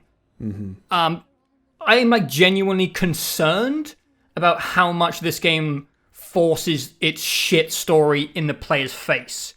Resident Evil has always had schlocky, silly stories, but they've always been background to how the game works. And I'm the amount you're forced to engage with just the stupid shit in this game is I'm worried about the future. But everything in between that, I've really enjoyed a lot. I thought, even though this game is a bit of a circus clown fiesta. Oh my god, it's so good, Joe. To a point. Wait, you really liked it? Oh my god, Resident Evil 8 is the best fucking thing. Really? Okay. You actually might like it more than me. I loved Resident Evil 8. All right. Interesting. I didn't like the first hour for different reasons. Okay. But I was cackling through most of Resident Evil 8 and it was, if there's if there's one word I would use for my thoughts and experience through Resident Evil 8, it is delightful. It's a hilarious, weird, messy, crazy roller coaster. Oh, yeah. And I was totally into about 95% of it. Awesome. I would agree. Maybe bring the 95% down to 75 to 80%. Right. Yeah. Yeah. I don't think we need to dive too much into like the gameplay of this game because it's the same as 7. Yeah. Again, like the first 90 minutes didn't help because I had just switched from Returnal, which is like it compensates on the controller like very generously. And Resident Evil 8 on controller, like to begin with, it feels like fucking torture playing this game. After being a PC gamer, oh my god, it was agony. It was rough for the first couple hours. I just like so the weird thing about the intro. Yeah. I don't know if we want to go through the game like chronologically. I don't want to spoil it for everyone. Sure, fuck it. I don't know. But like the intro of the game is so long. It is almost 90 minutes before the game starts. Yeah, and all of the stuff before it, I just did not give a shit about. Like, when the people who wrote this game, who thinks anyone gives a shit about Ethan and Mia? Like, no one gives a fuck. Why are we in their house carrying their baby around, listening to them do small chat? Although, I will say, the turning point in that scene was actually really well directed and done. I actually really liked that scene. That's the thing. I was like, okay, yeah, 5 minutes. We're doing the walk around. Yeah, Uncharted. I got it. But then, like, Chris shows up, and I was in hysterics at the end of that sequence. So I was like, okay, that was dumb. Next. Yeah, and the weird thing is about the intro, like, even though I didn't like it, the production values are like really impressive. They're so good, yeah. It felt like a new Sony IP at times to me. Like the facial animation stuff is really impressive. The game overall visually is such a huge step up from Resident Evil 7. Like that new RE engine, oh my god, I don't know what happened, like what magic juice they put in it recently. But wow, like it just looks amazing. But it's just not fun to play. And it goes on forever and ever. And like these characters are coming and dying. And there's werewolves, and werewolves just like aren't scary to me. So I'm like, I'm not scared of them like jumping in them like... And it goes on, and it's so self-serious, the intro as well. Like, none of the schlock and the good Resident Evil stuff starts until after it. It just felt like disconnected from the rest of the game in a way that I just didn't like it. The linearity of the opening reminded me of the linearity of the opening of RE7. Granted, it's been like 4 years since I played through that. Yeah. But I remember, like, RE7, there's a lot of...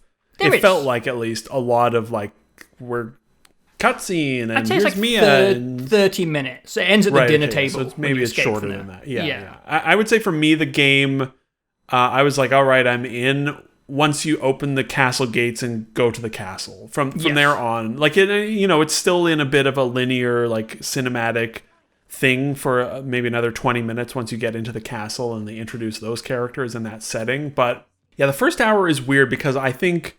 Like I said, the Winters' home sequence is like whatever. It was like 4 minutes long and ends hilariously. And then I kind of liked the sort of super on rails, just walk through the woods, just because it looked and sounded good. Remind me of Outlast 2.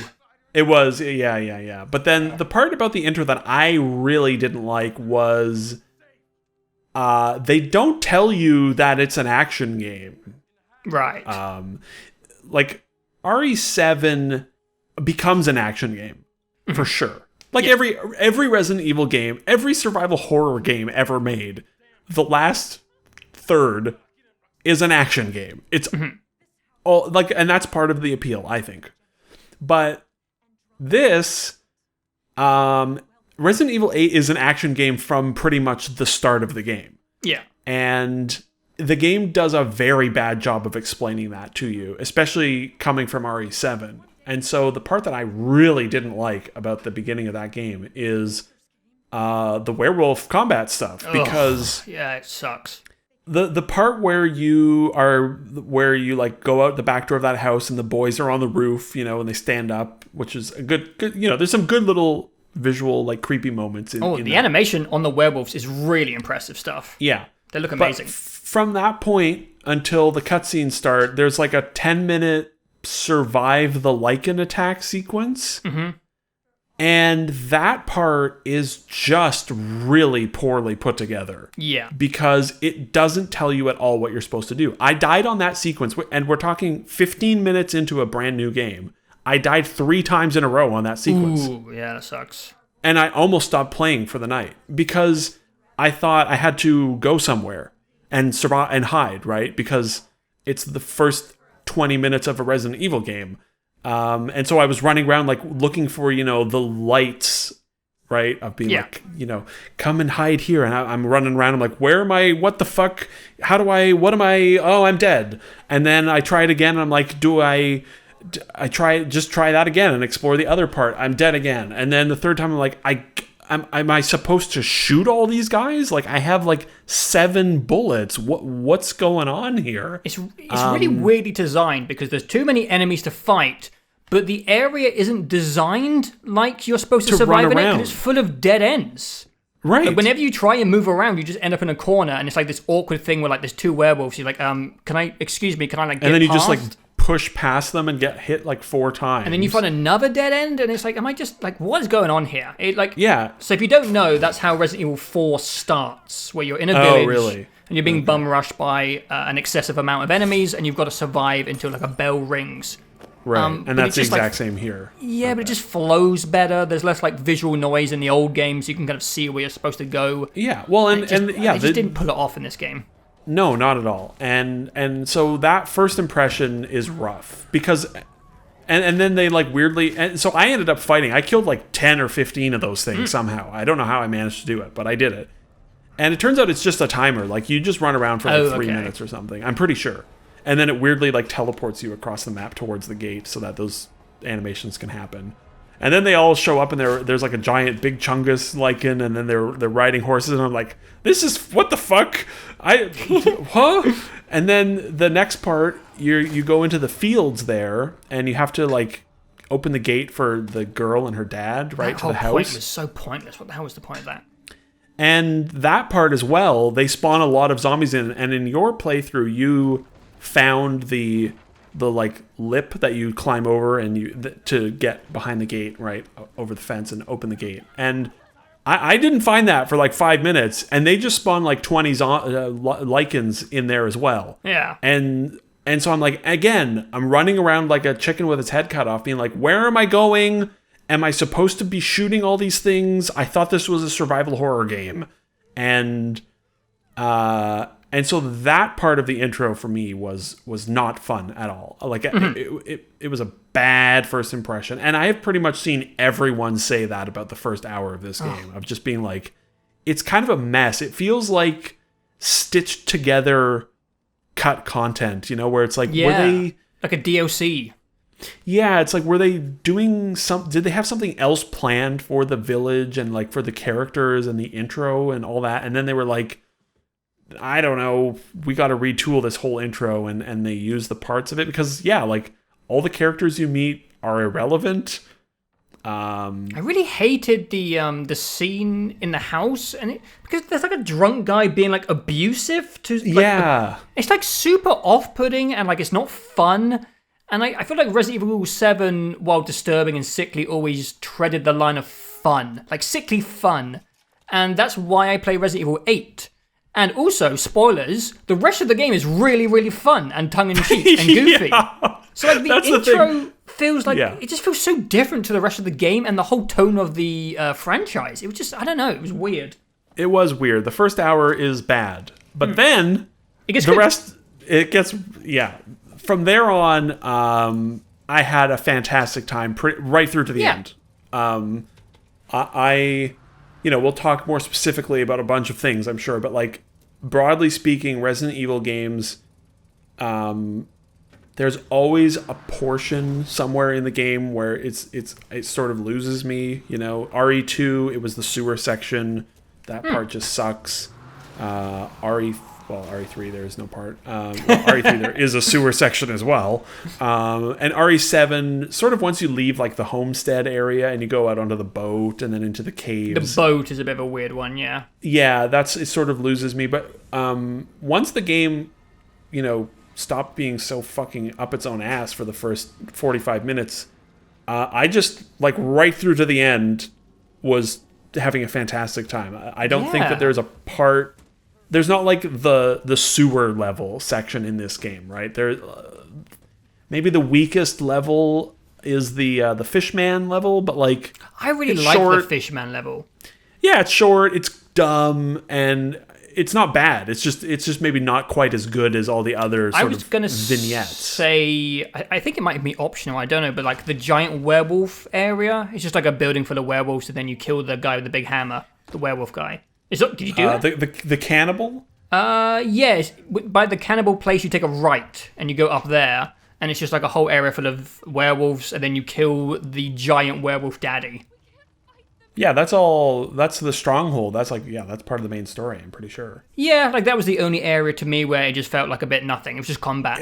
It's a bit, yeah, but it's also only like 15 minutes, 20 minutes. And I was sort of worrying that the final third would have that, like especially because you arrive at this, I mean, it's on the surface level, it's just like, it looks like an industrial warehouse. Oh, that area is so good. And I'm like, oh, we're going to go and do it. But then it turns out that area is amazing. And so, it never deteriorated. And was consistently fucking weird and creative and very stupid. I really like the variety of like gameplay sequences that every area had. Yeah. In Resident Evil 7, you have obviously the house with Jack, and then you kind of just do the same thing but in a smaller house with the wife. Right. And then you have like a really fun section with Lucas the son, where it's like a saw jigsaw type thing going on, and then it's the boat section. It's like a very uneven thing. And this game has a very similar format where there's basically 4 main characters if you don't count the last boss, and each of them has their own little section, just like in RE7, but they're all pretty different in how they play, and even how scary, and the tone of them. And I think all 4 of them were successful, and they all worked in their own ways. And I liked all of them. I agree. Yeah, and I think, oh god, the fucking leaf blower is right outside my window. Every part is extremely different, and like if you put it all on paper, it would it would feel like extremely schizophrenic and like, how are these parts going to work at all together? They don't. And it is. And I mean, they kind of don't, but like, they don't. It's like, it's just, they set out to make a big dumb theme park, and they did that, and they did it really well. And RE7, I remember what I was going to say. RE7, there's a lot of dumb shit in RE7, to be sure. There's, they get into the goofiness for sure. But RE7 is like much more interested in being a horror game. Yeah. And I'm a big baby. And so RE8 is much more interested in being a big dumb theme park. It's like a weird anthology almost. It is, yeah. And that's a big part of why I had such a good time with RE8, is because it was just, it's not very scary. There are a few sections. Except for one section. There's really just one portion that is incredible, and we'll talk about it. But by and large, it's not scary. The vampire mommy section, not scary at all. No one's scared of werewolves unless you're like 12 years old. No one's scared of werewolves. Though, again, there's a few good sort of moody bits with the intro. Like, the boys standing up on the roof was like, oh, that's a creepy... Oh, yeah. But it's like, 5 seconds, right? Yeah. And then the Fishman is just real stupid. I love and the factory, again, the factory is just real stupid. The factory's awesome. None of it is particularly scary, but that's okay because...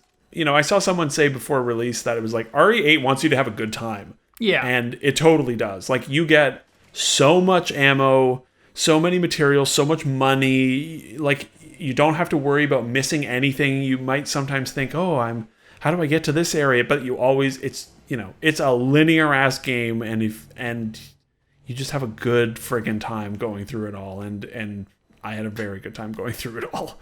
I will say that I don't know if it's just like how my brain works, and maybe the fact that I just played RE7 right before, so I was on like, PC. Yes, well, yeah. I wasn't going to go into the controls yet, but okay. But I was quite committed to the story. Oh, sure. I was like a little bit put off by just like how incomprehensible and like random the game was. And you are right, it doesn't matter. It doesn't matter. No. But I don't know if it's just because I get annoyed when I don't understand what's happening, Maybe because I actually wanted to understand what was happening because I just committed to the fucking Ethan Winters, story. Yeah. I just don't understand why RE7 was so, like, what's the word? I was going to say comprehensive. What's the word when it's, like, cohesive? Is the word cohesive, yes, yeah. Like, it's got a theme. It's a hillbilly It is. Louisiana thing. And I just didn't really expect Resident Evil 8 to be, like, the kitchen sink. Like, it's everything. It's a circus freaks of vampires, werewolves.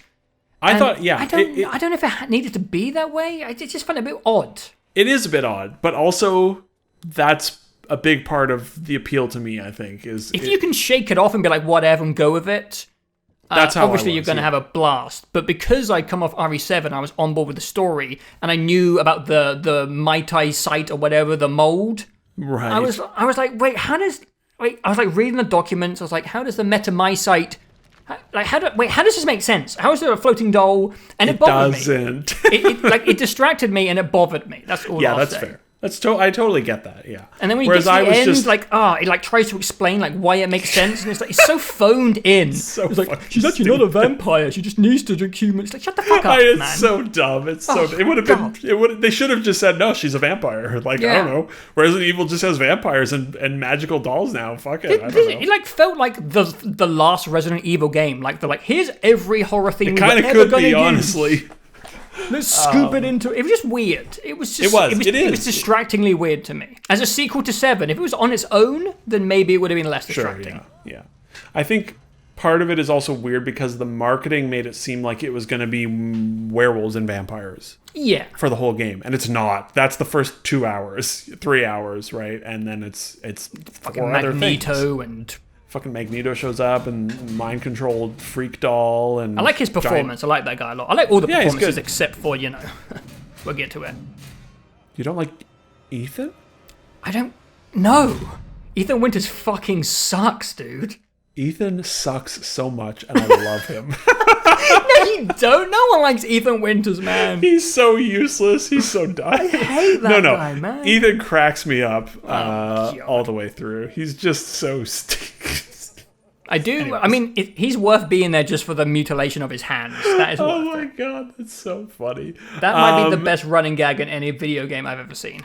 It's incredible. Until they fucking explain it at the end. And then they explain it and it gets even more incredible. No, it doesn't.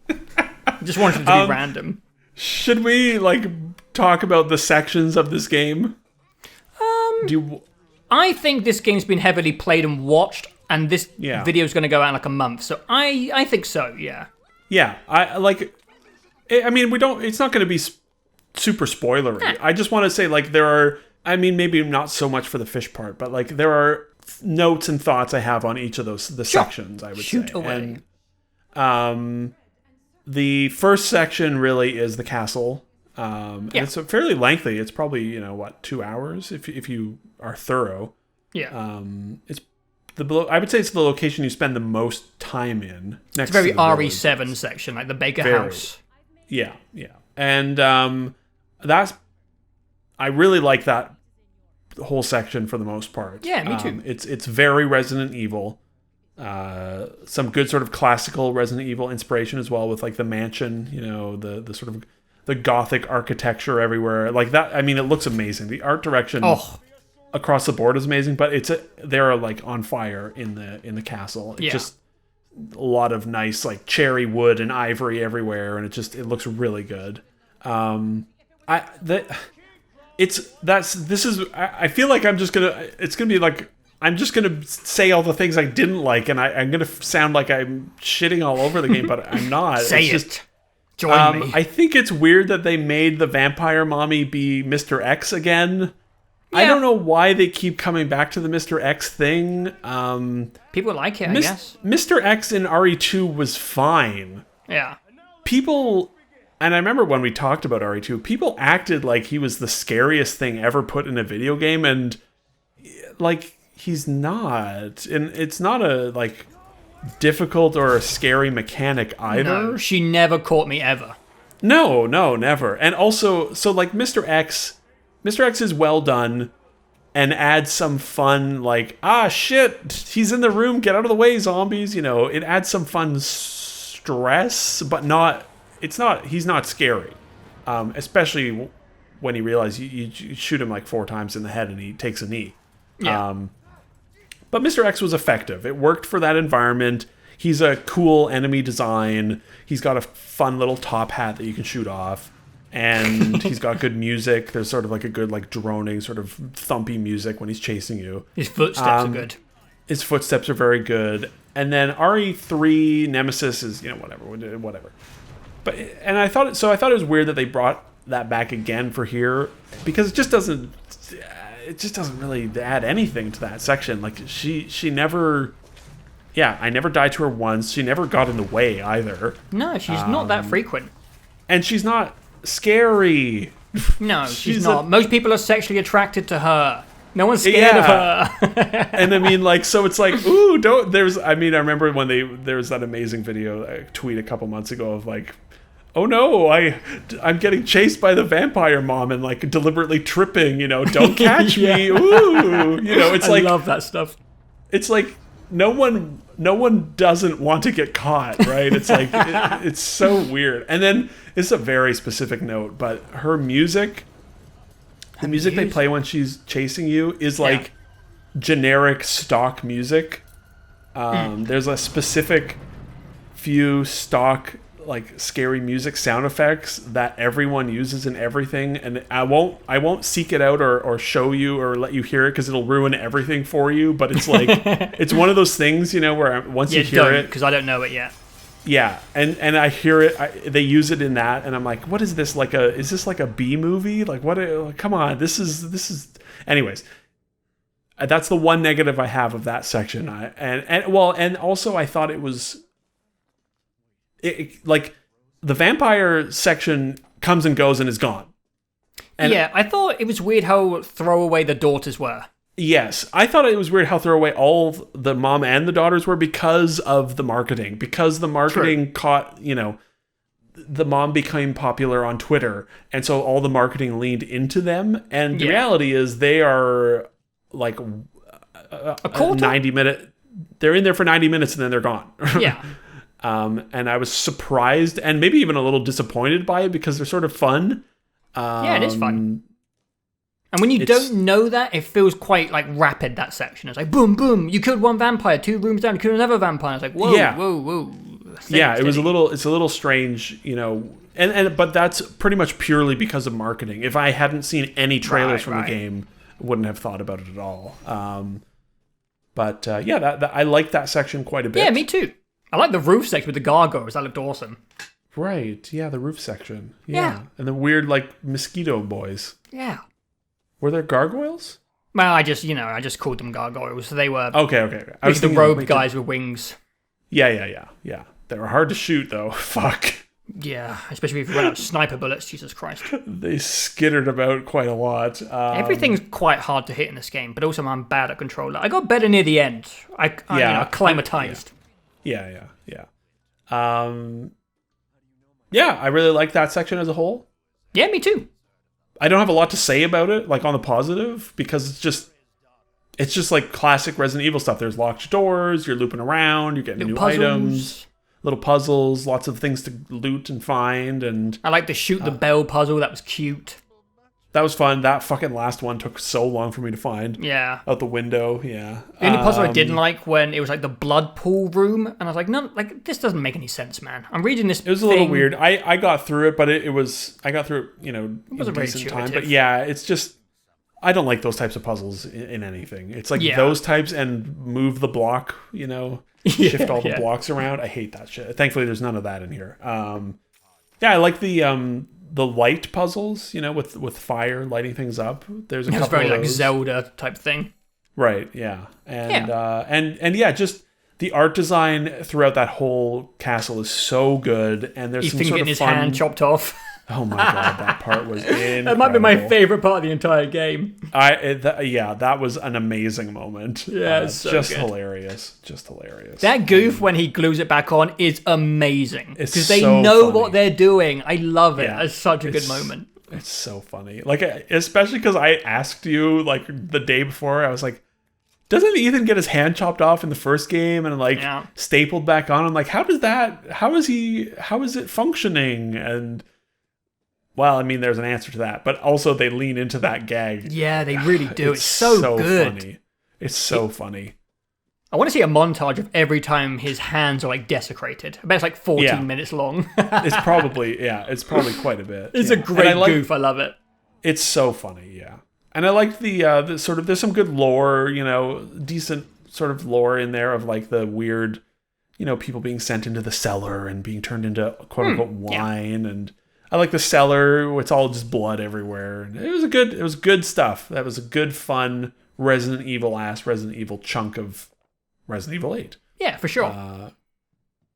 And then it sort of opens up, kind of, after that, a little bit. We're going to talk about the village? Yeah, I think I like the structure of Village. Me too. The game as a Me whole. too. It's the thing I like most about Resident Evil is the sort of circular level design structure. And mastering and learning an area. Yeah, and coming back, and I can use this key here now, and find this item. And 7 has a lot of good stuff like that, but then, the last third is straight linear. And I think, like, a sad thing about the RE formula is you spend, like, 2 to 3 hours learning an area. Like, you learn the police station, and you learn the baker house, but then you leave it, and you kind of feel a little bit like, oh, man, I kind of miss it. Like, I spent ages, like, learning every room, and now I'm just, like, gone from it. And I think RE8 does a really clever job of solving that, where you are just always coming back to the village and it's always slowly expanding and you're always seeing like new little parts of it. I thought that was really a really clever expansion of the format. Definitely, yeah. I really like it. I think, so what I was going to say is, like, I like that circular structure. And exactly, you like when I left the cop shop, I was bummed out because like, this environment is awesome and it's so fun to learn it, and you never come back to it. And a lot of that, the rest of that game is very linear as well. And what's cool about Village is that by and large, it's sort of like the game is sort of structured like a wheel, right? Where it's like the village itself is the center, and then there's these spokes off of it where you go on your weird amusement park rides. But the nice thing about those spokes is that they are also more or less in that circular level design. Like the castle is that way, the Beneviento house is maybe a little less so, and the factory is very much that, and the village is that, and it's so basically you have the whole game is adhering to that sort of circular learn the level structure, and you get it. You get like the completionist small scale, castle, factory, yada yada yada. And then you're constantly coming back to the village and opening up more stuff. And I really like that. I really like the structure of it. It's clever, and the village the village feels fresh every time you get back to it. Also because they're changing the time of day and they're spawning enemies and opening things up, and so like side paths to explore on your own, like free. It's really well done. It was really it's very very clever. And just pleased me that it was just, it never went into the super linear sewer, or weird Resident Evil lab. I mean, obviously the last like 30 or 40 minutes of the game are linear, and that's to be expected, because every Resident Evil game gets that way. But it was nice to just have like 8 hours of just constant learning the levels and unlocking stuff. Agreed. Yeah, and then, so I thought when it sort of, when I said it opens up, it doesn't actually open up. It's more like just the Duke puts a bunch of stuff on your map. And how have we not talked about the Duke yet? I love that guy. He's awesome. He's great. What a great character. Yeah.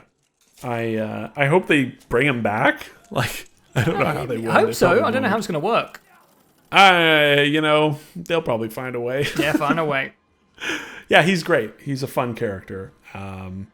And they mark up your map with a bunch of things, and I thought, and I messaged you, and I thought you would be able to choose, which one you go to. Yeah, me too. But when I first saw it, you can't, and you know what? It's fine. It doesn't matter. It's whatever. Maybe one day.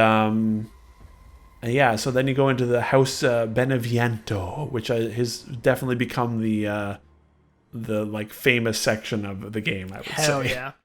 And it's great. It's really good, yeah. Very surprising. I have never seen Resident Evil try more traditional full-on like psychological horror. It's always been obviously survival horror. Don't run out of ammo. Get around the zombies. This is very straightforward. What you'd expect from PT. PT. Yeah. What's fun about, and this I felt this way with 7. It's fun to play 7 and 8 and be like, I know what was the inspiration for this. I know what was the inspiration for that scene. And in 7, it was lots of like Texas Chainsaw Massacre and Saw and things like that. And here, I mean, it's so much more scattershot and all over the place. So you go from, but it's fun to go from like the gothic horror, classic vampire thing, with a little bit of Bloodborne in there, even though they're pulling from the same thing.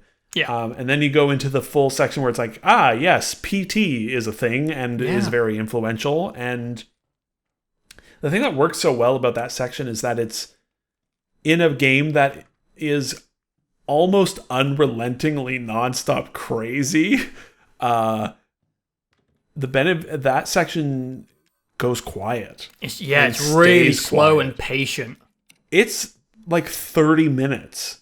Mm-hmm. And what's interesting about it is it doesn't actually ever pay off in like some huge jump scare or anything. It pays off in like some weird fucking creepy shit. Yeah, it's more like atmosphere and... I'm not going to say anything else. I don't want to spoil it.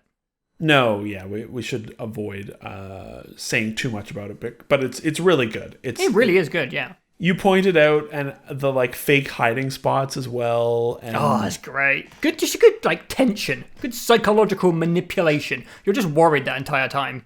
Yes, yeah, and the ring video of like going down the well, and I'm like, I don't want to go. No. No, I should say I played this whole game. You streamed the whole thing, which obviously is going to give you a different experience. And I played the whole thing in a pitch dark room with my headphones on at night. Respect. And so this part was really effective. It still got me, man. It still got me. Oh yeah, even in the light. Yeah, crawling down that. Oh man, yeah, it's so cleverly done. Like even the length of the stairway away from the well. The amount of time you walk up that stairwell in the darkness and you're like, oh fuck, and then nothing. And that's what's so cool about it. There's so many like, oh shit, nothing. It's really patient. I was like shocked by how patient it was. Yeah. And then the reveal, I said out loud, what the fuck? Yeah, it's in awful. like in a good like, I am pleased by this type of way. It's like really upsetting body horror type stuff. It's really upsetting. I didn't say anything. Oh my God. My mouth was just open, and I was. It worked so well as well. Like I was, disturbed. I've seen a few people. They don't look, but I was like perfectly looking down at the umbilical thing, and then like the light. That whole sequence worked so perfectly, and it could maybe fall apart a little bit if you were to like just look the wrong way at the wrong time. But and the sound design.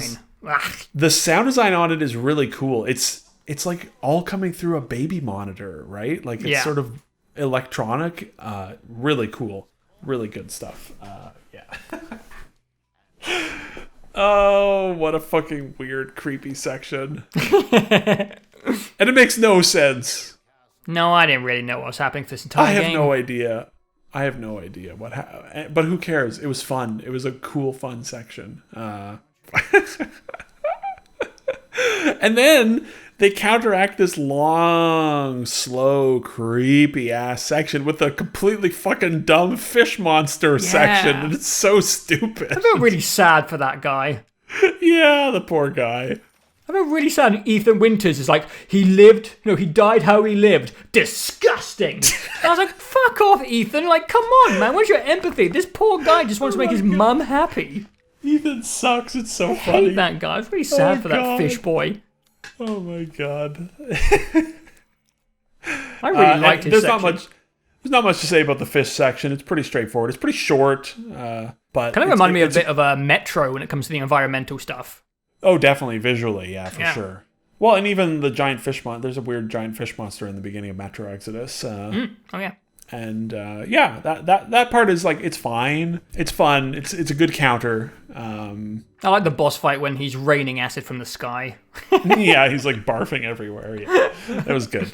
It was good. And then you go into the factory, which is a really long chunk of the game. Yeah. Oh, the visual design of that place was really impressive. I think I said when I was playing it that it reminded me of what's the place in Lord of the Rings where they make the Uruk-hai? Barad-dûr, I think. That's what it reminded me of for some reason. It was like vast and like it was almost like a canyon, but also industrial. It was really weird. It also reminded me a little like, I don't know, it's kind of gave me like some Wolfenstein vibes as well, like the weird giant anyways. Like manufactured war stuff.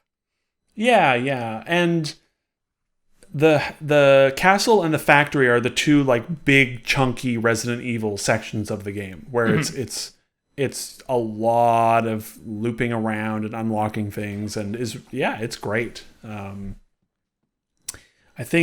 mean that again, I don't have much to say about that section. I have like broader thoughts, and then I love the enemies. They are it's throwback to RE4. It's the regenerators. They used to have like these weak spots on their chest. Okay. And I really like the enemies where it's on their back. And it makes you like think about how you're gonna like take on this area. I finally actually used my flashbangs for the first time in the entire game. I never used them. One of the dudes I flanked around and like got under a staircase and shot like between the stairs in his back. Oh wow! It was just some like fun combat encounters and made you think a little bit about how am I going to approach these bastards. And like the Iron Man guys at the end. Oh man, ridiculous! Yeah. It was great. So the enemies is that was the thing I was going to say as a broader thought for the game is RE7's enemy variety sucked. Yeah, the mold people suck. The mold people are interesting for like the first 20 minutes of that game. Mm-hmm. But they're the whole game. That's all you fight in that game, right? They're just mold men. Mold men and variations of them, basically. Right, yeah. There's like a tanky mold man and like a shield mold man. Big fat one that bursts, the boomer. Yeah. Like visually bad and uninteresting to fight. Yeah. RE8 has like tremendous enemy variety. Yeah. And design and animation, they look incredible. All of it is fantastic. Yeah, they're to fight them all more or less, except for the later guys. They're more or less all the same.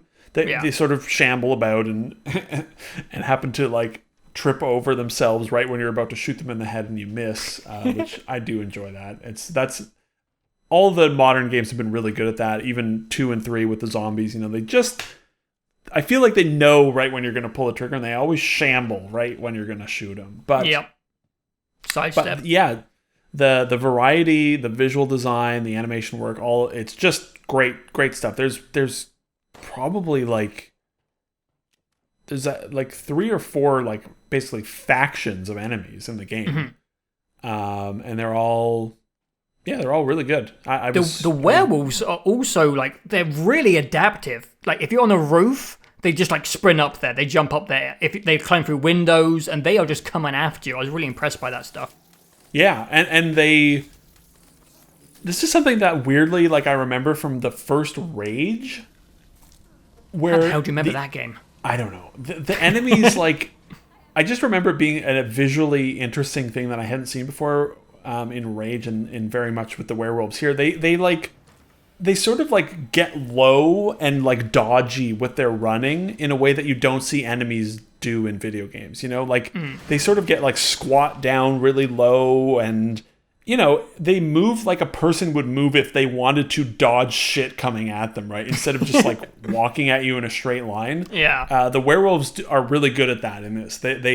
They sort of they move like people would move in those situations, and it stands out amongst video game enemies because most of them are like the rest of the enemies in this game where they just walk at you in a straight line. They don't sort of contort themselves to be smaller or like more bigger and in your face, and the werewolves do a good job of that stuff all the way through. And then it goes into the last 30 minutes or 40 minutes or whatever, and it becomes Modern Warfare, which I thought was pretty hilarious. I hated that part, man.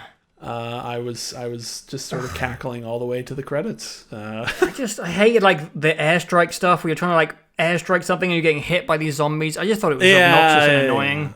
Yeah, that I felt just a little didn't janky. like that the story interjected with the gameplay like frequently, and I just didn't like how often it got in the way for quite large portions of the game. And it is only at the very end, and it is only at the very beginning. And there is a skip cutscene button. So if I ever replay this game, I'm sure I will be much less annoyed by that stuff because I just don't give a shit and I think it sucks. I think the story in this game is abysmal. I think it's one of the worst game stories I've ever experienced. It's just absolute bullshit. I have no idea who Mother Miranda was. When I was playing it, someone in my chat was like, oh, she lost her child from the Spanish flu? And I was like, what are you talking about? That's in like one diary entry somewhere. What the fuck is going on? It was just, it's so off the rails compared to 7 that it was just a bit confusing to me. And, you know, it doesn't matter. I know it doesn't matter. Right. But it's just, it is like 3 hours of the game. Sure, yeah. Yeah, and in my case, I was just there and I was just, most of the story stuff, I just thought it was really funny and stupid and not it was like, this is all so complicated and dumb and bad and I love it. And it was just like pure schlocky garbage. I don't really know why it was a sequel to 7. It doesn't seem like it even was necessary. It was just, that was why I probably was more frustrated, was because I was trying to understand. Right. If I'd let go, then I wouldn't have given a shit. But I just played 12 hours of RE7, all the DLC, which explains the Baker family and like the connections and the metamysite. So I was here to understand, and I was stupid for that. I should have just ignored it. Yeah, I thought about playing the DLCs before, and I even installed and started playing the Chris DLC and got like maybe 15 minutes into it and then just closed it and I was like, I just don't care about any of this shit. You made the right, well, the DLC is fun, but you made the right move just not even latching onto it at all. Yeah, like but you know, like, I mean, a lot of the story stuff is objectively poor and it's poorly paced. Like, there's no story in the middle for 9 hours. Yeah. What the? 7 did the same thing where, like, you don't know what's happening throughout the entire game. And then right at the end, like, the biggest exposition dump in gaming history happens. Like, Capcom, you can stretch stuff, you can reveal stuff in the story, like, in the middle. First act, second act. You don't have to just reveal everything at the very end. This game has no acts. This game starts...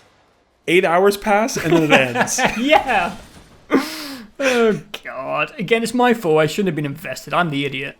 Yeah. I mean, I completely understand where you're coming from at having a bad time with that story stuff. But it was just, I was just, my hands and feet were inside the roller coaster, and I was just, I was going. I'm let go and let God with the Resident Evil story, I guess. That's the way to do it. If anyone somehow hasn't seen the story or played the game yet, that's how you should approach it. Just don't care. Who cares? Just let it go, baby. And if you do that, it's a pretty fun and stupid roller coaster. It really is. I feel like my exasperated hatred for the story might be overshadowing how much I loved playing the middle portion of this game. I love this game. It is a pretty vast improvement over 7 gameplay-wise, but just like a massive step down when it comes to it being anywhere near coherent or cohesive. Right. It's just a circus fiesta. And that's fine. That's fine. I can't fucking wait to see what they do with 9. It's going to be completely batshit. Yeah, that post-credit thing, like, what the fuck? I have no idea. where Resident Evil's going, but I'm on board. I've got some miscellaneous things. Yeah. I liked bringing back like some more like gamification. I like Duke's weapon upgrading. You can sell stuff to him, and there's even like this strange hunting thing where you can go around and kill pigs and chickens and fish. And I thought that was fun. I actually played this game for like 12 hours because I kept looking around the village for secrets and loot and treasure and fish. I missed some fish. I was so annoyed. Yeah, me too. I didn't get the movement speed upgrade. I was so sad. And there's also like some cool optional content in this game. You can like get in a boat and you can, on your own volition, just like paddle up and see some unique areas that you don't have to. And Resident Evil doesn't really have that stuff, so it's just nice to see the format evolve in a way which is more gamey. It's not just like this linear thing. that little cave where there's like a computer in there, right? Yeah, that was option. Yeah, it's really neat. I think there are a lot of ways in which this game has like very, very light open world influences in it. Yeah, and they're effective. They feel good. They feel at home in this. It's kind of like when Returnal lightly puts roguelike stuff in just to complement the game, rather than being like, it's open world, it's a roguelike. It like just takes sprinkles of it. Like Resident Evil, an open world RE8 would have not been good, but these like very light little like hunting, few little side optional things. It was really effective. I would also say like one thing we were sort of joking about, semi-seriously, not so much, I don't know, was the length, the hours per dollar ratio, that sort of thing. It's just a joke, really, from my perspective. It's just sort of funny that they spend 4 years making an 8 to 12 hour game. But I mean, that was present. Like Uncharted is a 12-hour game, right? And they spend years on that. And what I was going to say was that this game does not feel short at all. No, I was going to say that there's actually a lot of content in the game, a lot of characters, and a lot of stuff happens. I feel like they could have like stretched out what you do in the game longer, because all like the expensive production stuff is done. Like the setting's done, the characters are done. They could have just somehow stretched out what you're doing in the game, because I don't know, it just felt like you were skipping over some of this stuff quite quickly. And like the game looks amazing, the production values are insane. All of the stuff is fun. So when you like do the fish area in like 90 minutes, it's like, can you just like, I don't know, made some more planks in the water for me to, just like stretch it out a little bit. I was like enjoying it. Why is it so short? But that's part of the appeal, I think, is that there's so much art. Like every single square inch of the game feels like original and handcrafted, and you're bombing through all of it. And it's kind of crazy. But I think I was 9 hours and 50 minutes to finish it. Yeah. And I think you were like an hour longer than that. I was 11 hours. Right. But I never once felt like it was too short or I was getting through it too quickly. I think it was 5 sittings for me to get through it. 4. Yeah, I think. And each one was like 2.5 hours. And there's so much happening constantly. And you're burning through these like ridiculously high detailed environments. And and for me, I was, after the intro, having a blast all the way through that. It never, the length of it never crossed my mind. And I was sort of like you in that when it was over, I was kind of like, I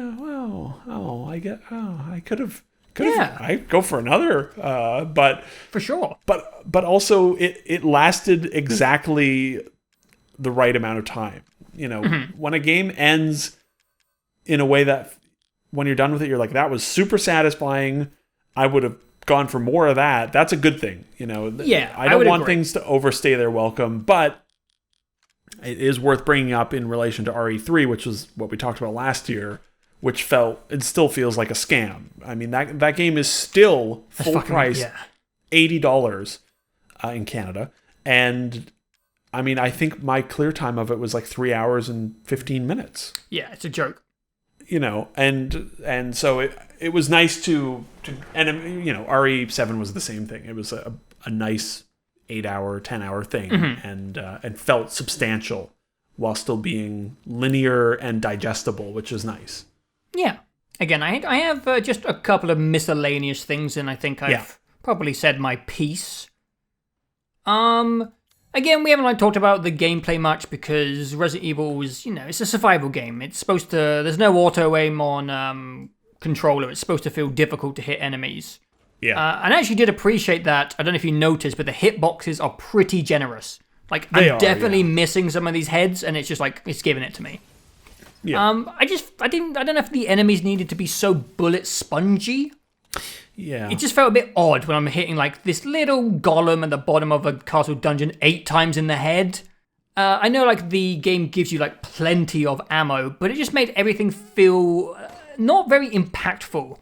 I really enjoyed using the sniper because it was the only gun that like had punch and it would like burst people's heads. Yes, yeah. It's just like the pistols and even the shotguns, they just felt a bit weak. It's not a big deal, but, I felt that way about 7, 7, 2, and 3, and 8. It just, like the zombies in 2 at times, you would shoot them in the head like 10 times. Right, like, right. What do you do? Like, this is just a human. It's a rotting human being. Like, actually, you are right. It is kind of a staple of the series. Yeah, and it makes the Magnum feel much better when you get that Magnum. Hell yeah. It's just always been a little weird though, and I agree. It's just sort of like, oh my god, how many times do I have to shoot you? Like, what the hell is going on here? Do you know? Do you know the only thing I fucking hate more than the story? Oh. If there is a crystal in a room, it's still red. It's tiny fucking little crystal leaves the room red. Whoever made that decision, I want to have a word with you. Yeah. Why would... Oh, you son of a bitch. There were like 2 or 3 little rooms in the castle that were red. I'm still thinking about it. I left one of the hallways red. Yeah, me too. And I was so annoyed because I popped into your stream, like the VOD, I think. No, I was watching it live because I was a little ahead of you. And I saw it. I saw the crystal in that hallway, and it was like, fuck! I hate how like infrequent the glitter, the sparkle. Oh god, it takes so long. Oh, it's so annoying. That being said, the map is still great.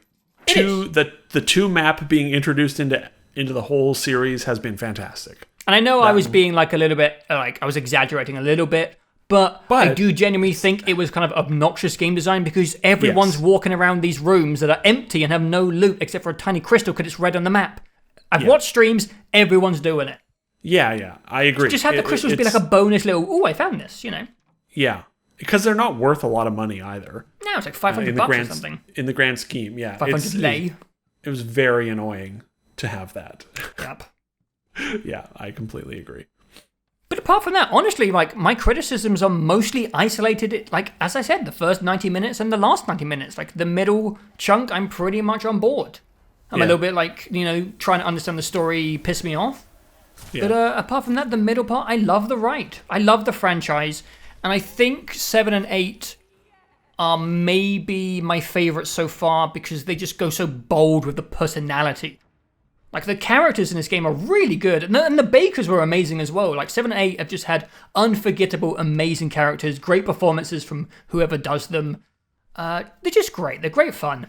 They get good performances from their actors, and then those performances are brought to life like so well with their engine. Yeah, it's crazy how good the faces are in their games. And yeah, that is sort of part of what makes me sad about some of the sections, like the vampire section coming and going so quickly. Is like these characters, especially the Lady Demetresque or however the hell you say that name. The CU on the end always throws me off every time.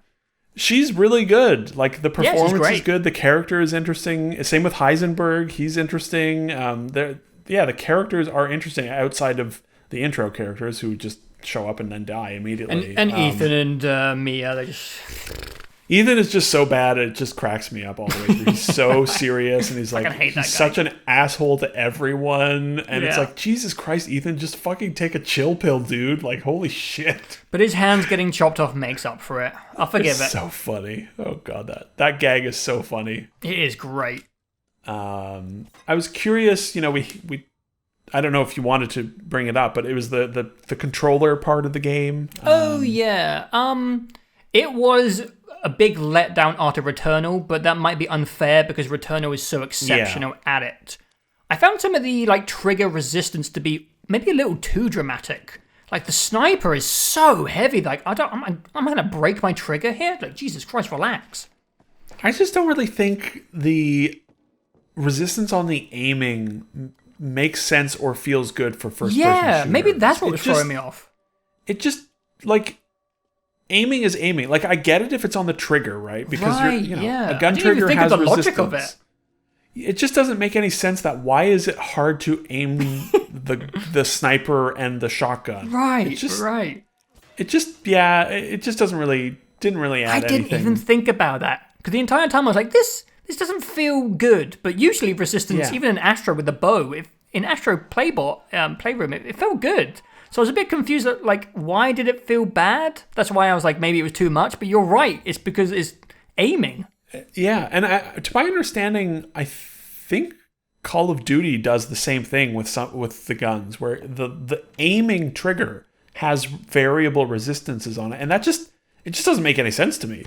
The only thing I really did like is you might not have noticed since the game wasn't very hard, but aiming down the sights with the pistol, or I guess any other gun that doesn't usually have trigger resistance, the resistance gets more difficult the more hurt you are, which I thought was pretty cool.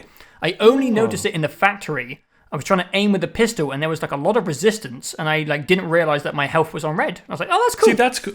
That makes sense. Like, I get that as a usage, but when you're just full HP walking around with a shotgun, it's like, let me just squeeze this trigger. It's like, I'm just aiming. Like, it's weird. Yeah. Not much haptic feedback, so No, it's pretty light on the control. Yeah. But it's cross-platform and all that shit. Yeah, it's slap some stuff on it, I guess. The 3D audio, again, very good in it, though. Quite noticeable. Though, again, I remember RE2 had this problem. The footsteps from Mr. X/Vampire Lady, you have no fucking clue where they're coming from still. Like, they haven't figured out how to place those footsteps. It's like, is she right outside? No, she's, like, below me, a floor below me, and, like, outdoors. But she sounds like she's right outside this door, It's just, anyways, it's a small thing. When I said controller stuff, I meant, you having to play it on a controller. Oh, right. I got used to it, man. Listen, man, I'm a pro gamer. I adapt. I adapt and I survive. I just hated the werewolf section, as much as you, because I can fucking shoot anything. Yeah. I weirdly like Resident Evil on a controller. I just think they're not hard by default, and just the additional part of having to take a little more time to aim, I don't know, it just weirdly works for me, because the game, it's clunky by default, and it sort of adds a little bit to the tension. It worked much more in 7, where that whole game is much more tense. This is more of an action game, and it sounds like the PC port is maybe a bit bad, but hopefully it gets sorted out, because it'll be a fun mouse and keyboard replay in the future, where you can I'll be interested to see, because when I was playing 7, I did hear that there is some sort of AI director where if you're popping heads and you're doing well, you get less ammo and the enemies take longer to take down. So if 8 is adaptable like that, that could be pretty interesting. Could that be a really clever problem-solving mechanic, I think? Yeah, I wonder. Because how do you keep it scary if you're popping heads, without even thinking? Well, and that's the thing. RE8 is not. It's just not scary. Yeah. But 2 and 3, I played on PC with a mouse and keyboard, and granted, also third person makes things so much less scary. Right. But the shooting part just is so easy on a mouse and keyboard, and then there's totally fun to be had from that, of just demolishing everything. But I weirdly like Resident Evil first person RE on a controller for whatever reason. Yeah, I got over it. Yeah, okay, that's good. Because I was worried initially for you. Yeah, did you see my first stream? Fuck yeah. Oh yeah, it was rough. Jesus Christ, I felt drunk. Yeah. Well, Ethan, he's just not very good at anything, so he's not including aiming guns. He's just kind of useless. So glad that guy. Yeah, I'm very excited for 9. I would never not be excited for Resident Evil. Yeah. Every game has its problems, every single one.